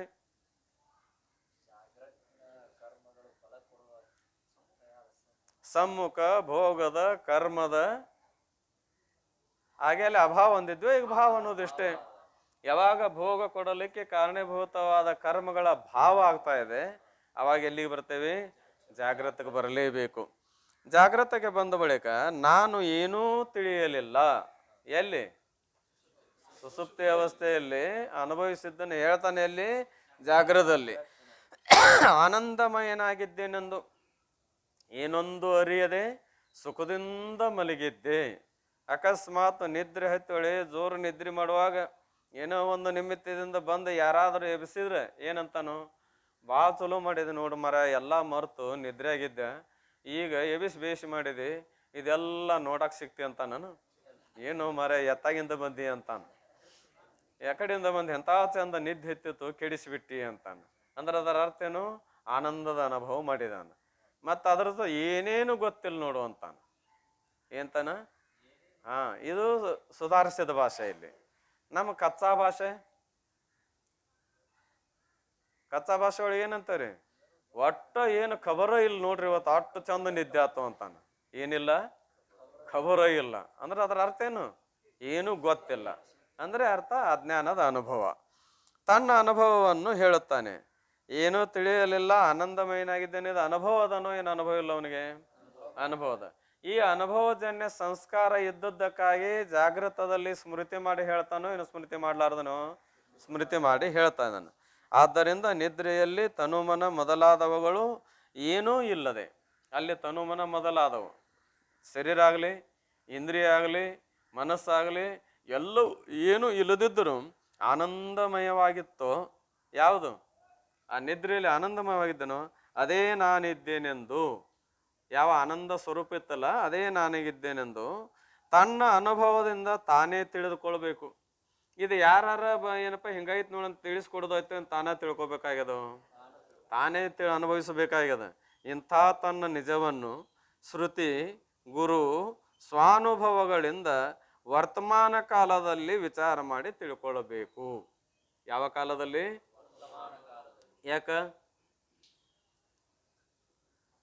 ಯಾಕ್ರಿ ಈಗ ಯಾಕೆ ತಿಳ್ಕೊಬೇಕು? ಹಿಂದಂತೂ ಸಂಬಂಧ ಬರೋದಿಲ್ಲ, ಯಾಕಂದ್ರೆ ದಾಟಿ ಬಂದ್ಬಿಟ್ಟೇವಿ. ಇನ್ನು ಮುಂದೆ ಅನುಕೂಲ ಐತಿ. ಮತ್ತು ಈ ವರ್ತಮಾನ ಕಾಲ ಅನ್ನೋಲ್ಲ, ಈಗರಾಗಲಿ ಮುಂದರಾಗಲಿ ತಿಳ್ಕೊಬೇಕಾಗಿತ್ತು ಅನ್ಬೇಕಾಗಿತ್ತು. ಅನ್ಲಿಲ್ಲ. ಏನಂತಾರ? ವರ್ತಮಾನ ಕಾಲದಲ್ಲಿ ತಿಳ್ಕೊಬೇಕು ವಿಚಾರ ಮಾಡಿ. ಯಾಕಪ್ಪ ಅಂತ ಕೇಳಿದ್ರೆ ಹಗಲೆಲ್ಲ ಹುಟ್ಟಿ ಬರಾಕ ಏನಲ್ಲ, ಹುಲ್ಲು ಬೀಜ ಅಲ್ಲ. ಅಂದ್ರೆ ಈ ಮನುಷ್ಯ ಶರೀರ ಹೋಯ್ತು ಅಂದ್ರೆ ಏನಾಗೈತೆ ಆಗೋದಕ್ಕಪ್ಪ ಮುಂದೆ ನೋಡೋನು ಅಂತ ನೀವು ಒಂದು ವೇಳೆ ಅಂದು ಮುಂದಿನ ಜನ್ಮದಾಗ ಮಾಡ್ಕೊಂಡ್ರಾತು ಅಂದ್ರೆ ಈ ಜನ್ಮ ಬರ್ತದಂತ ನೇಮ ಐತೆ ನಿನಗ? ಇಲ್ಲ. ಮತ್ತೆ ಯಾವ ಜನ್ಮಕ್ಕೆ ಬರ್ತೇವೆ ಹೇಳಾಕ ಆಗುವುದಿಲ್ಲ. ಆದ್ದರಿಂದ ಈಗ ವಿಚಾರ ಮಾಡಿ ತಿಳ್ಕೋಬೇಕು. ಮತ್ತು ಈ ದೇಹ ಪ್ರಾಪ್ತಿಯಾಗುವುದಕ್ಕಿಂತ ಪೂರ್ವದಲ್ಲಿ ದೇವ, ಮನುಷ್ಯ, ಪಶು, ಪಕ್ಷಿ ಮೊದಲಾದ ಎಷ್ಟೋ ಶರೀರಗಳು ಬಂದು ಹೋಗಿರುತ್ತವೆ. ಈ ದೇಹಕ್ಕೆ ಬರೋಕ್ಕಿಂತ ಮೊದಲು, ಅಂದ್ರೆ ಮನುಷ್ಯ ಜನ್ಮಕ್ಕೆ ಬರೋಕ್ಕಿಂತ ಮೊದಲು ಈ ಹಿಂದೆ ಎಷ್ಟೋ ದೇಹಗಳು ಕಳ್ಕೊಂಡವೆ. ಇಲ್ಲವೋ? ಯಾವ್ಯಾವು? 3 ವರ್ಗ ಅದಾವು. 3 ವರ್ಗದ ದೇಹಗಳನ್ನು ಕಳ್ಕೊಂಡಿದ್ದೇವೆ. 3 ವರ್ಗ ಯಾವು? ದೇವತಾ ವರ್ಗ, ಮನುಷ್ಯ ವರ್ಗ, ಪಶು ವರ್ಗ. ಅವನ್ನೆಲ್ಲ ತಿರುಗಾಡಿ ಬಂದೇವಲ್ಲ ಅಂತ ಕೇಳಿದ್ರೆ ಬಂದಿದ್ದೇವೆ. ಏನು ಒಂದ ಜನ್ಮ ಅನುಭವಿಸ್ತೇವ್ರಿ? ಎಷ್ಟು ಸಲ ದೇವತೆಗಳಾಗಿದ್ವಿ ಏನು? ಎಷ್ಟು ಸಲ ಮನುಷ್ಯರಾಗಿ ಹುಟ್ಟಿದ್ವಿ ಏನು? ಎಷ್ಟು ಸಲ ಪಶು ಪಕ್ಷಿ ಕ್ರಿಮಿ ಕೀಟ ಆಗಿ ಹುಟ್ಟೇವಿ ಅನ್ನೋದು ಲೆಕ್ಕನೇ ಇಲ್ಲ. ಅದಕ್ಕೆ ಲೆಕ್ಕ ಕೊಟ್ಟರು ಯಾರು? ಇದೇ ನಿಜಗುಣ ಶಿವೆಗಳು ಲೆಕ್ಕ ಕೊಟ್ಟಾರ. ಅದಕ್ಕೆ ಏನು ಲೆಕ್ಕ ಕೊಟ್ಟಾರ್ರಿ? ಇಡೀ ಭೂಮಿಯನ್ನೇ ಕುಟ್ಟಿ ಪುಡಿ ಮಾಡಿ ಕಣಗಳನ್ನು ಎನಿಸಿದ್ರೆ ಎಷ್ಟು ಅಕ್ಕಾವ ಅಷ್ಟು ಸಲ ಒಂದ ಮನುಷ್ಯ ಶರೀರ ಜನ್ಮ ಕೊಟ್ಟಿಲ್ಲ. ಅಷ್ಟು ಒಂದೊಂದು ಜೀವರ ಬಸಿರೋಳು ಬಂದು ಒಂದೊಂದು ಜೀವರ ಬಸಿರೋಳು ಅಂದ್ರೆ 84 ಲಕ್ಷ ಯೋನಿಯೊಳಗೂ ಒಂದೊಂದು ಜನ್ಮದಾಗ ಇಷ್ಟಿಷ್ಟು ಸಲ ನಾವು ಪ್ರಾಣ ಕೊಟ್ಟಿದ್ದೇವಂತ. ಅಂದ್ರೆ ಎಷ್ಟಾರು ದೇಹವನ್ನು ಕಳ್ಕೊಂಡಿರ್ಬೇಕು ನಾವು ಲೆಕ್ಕನೆಲ್ಲ. ಬರೇ ಪ್ರಾಣಿಗಳಲ್ಲೆಲ್ಲ, ಬರೇ ಮನುಷ್ಯರಲ್ಲೆಲ್ಲ, ಬರೋ ದೇವತೆಗಳಲ್ಲೆಲ್ಲ, ಎಲ್ಲದರಲ್ಲೂ ಇಷ್ಟು ಜನ್ಮ ತೊಟ್ಟು ಬಂದಿದ್ದೇವೆ. ಅದಕ್ಕಾಗಿ ಶರೀರಗಳು ಬಂದು ಹೋಗಿರುತ್ತವೆ. ಇವುಗಳನ್ನು ವಿಚಾರ ಮಾಡುವುದರಿಂದ ಹಿಂದೆ ಏನೇನಾಗಿದ್ದೆ, ಏನಾಗಿತ್ತು, ಏನಂಬುದನ್ನು ವಿಚಾರ ಮಾಡೋದ್ರಿಂದ ಮೇಲಿಂದ ಮೇಲೆ ಒದಗುವ ಗರ್ಭವಾಸ, ಜನ್ಮ, ಜರ, ಮರಣ, ನರಕಯಾತನೆ, ಸ್ವರ್ಗಪತನ ಮೊದಲಾದ ದುಃಖಗಳು ಕಾಣುತ್ತವೆ. ವಿಚಾರ ಮಾಡಕ್ ಹೋದ್ರೆ ಏನಕ್ಕಾರ ಸ್ವರ್ಗಪತನ ಅಂದ್ರೆ ಏನಾಗಿದ್ದಾಗ? ದೇವತೆಗಳಾಗಿದ್ದಾಗ. ಅಂದ್ರೆ ದೇವತಾ ಜನ್ಮವನ್ನು ಎಷ್ಟೋ ತೊಟ್ಟು ಸ್ವರ್ಗಪತನವಾಗಿದ್ದೇವೆ. ಆಮೇಲೆ ಏನಪ್ಪಾ ಅಂತ ಕೇಳಿದ್ರೆ ಜನನ ಮರಣ ಯಾತನೆಯಲ್ಲಿ ಪಶು ಪಕ್ಷಿ ಕ್ರಿಮಿ ಕೀಟ ಮನುಷ್ಯ ಜನ್ಮದೆಲ್ಲವೂ ಕಳೆದಿದ್ದೇವೆ. ಅಲ್ಲಿ ಮೊದಲಾದ ದುಃಖ ಕಾಣುತ್ತೇವೆ. ಅನಂತರ ಸಂಸಾರ ಸಾಕು. ಸಾಕಪ್ಪ. ಇನ್ನು ಏನು ಸಾಕು? ಸಂಸಾರ ಸಾಕು ಅಂದ್ರೆ ಏನು ಸಾಕು? ದುಃಖ ಸಾಕು ಅಂತ ತಿಳ್ಕೊಂಡು ಎಂದು ವಿಷಯಗಳಲ್ಲಿ ವೈರಾಗ್ಯಶಾಲಿಯಾಗಿ, ಬೇಡಪ್ಪ ಇನ್ನು ಇದನ್ನು ಅನುಭವಿಸೋದು ಬೇಡ ಅಂತ ತಿಳ್ಕೊಂಡು ಏನಾಗಬೇಕಾಗ್ತಾ ಇದೆ? ವೈರಾಗ್ಯಶಾಲಿಯಾಗಿ.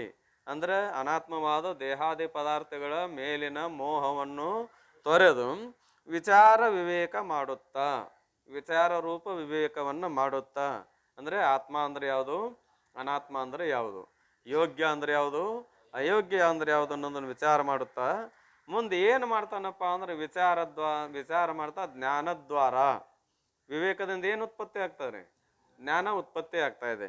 ಆ ಜ್ಞಾನದ್ವಾರ ಏನು ಅಂತಾನಂತ ಕೇಳಿದರೆ ಮುಕ್ತನಾಗುತ್ತಾನೆ. ಪರಂತು ಈ ಪ್ರಕಾರ ತನ್ನ ಹಿಂದಿನ ಸ್ಥಿತಿಗತಿಯನ್ನು ತಾನು ವಿಚಾರ ಮಾಡಲಿಲ್ಲ. ಆದ್ರೆ ಏನು ಮಾಡ್ಬೇಕಾಗಿತ್ತಂದ್ರೆ ಮುಕ್ತನಾಗ್ಬೇಕಾದ್ರೆ ಏನೇನಾಗಿದ್ದೆ ಏನೈತೆ ಅನ್ನುವಂಥ ವಿಚಾರ ಮಾಡಲಾರದಕ್ಕಾಗಿ ಪುನಃ ಯಾವುದನ್ನು ಅನುಭವಿಸಿ ಜನ್ಮಕ್ಕೆ ಬಂದನ, ಪುನಃ ಮತ್ತು ಅದನ್ನ ಅನುಭವಿಸಿ ಮತ್ತು ಏನಕ್ಕನ ಕೇಳಿದ್ರೆ ದುಃಖಕ್ಕೆ ಈಡಾಗ್ತಾನ. ಕಾರಣ ಏನಪ್ಪ ಅಂತ ಕೇಳಿದ್ರೆ ವಿಚಾರ ಮಾಡಲಾರದೆ ಇರುವುದರಿಂದ. ಅವಿಚಾರೇನ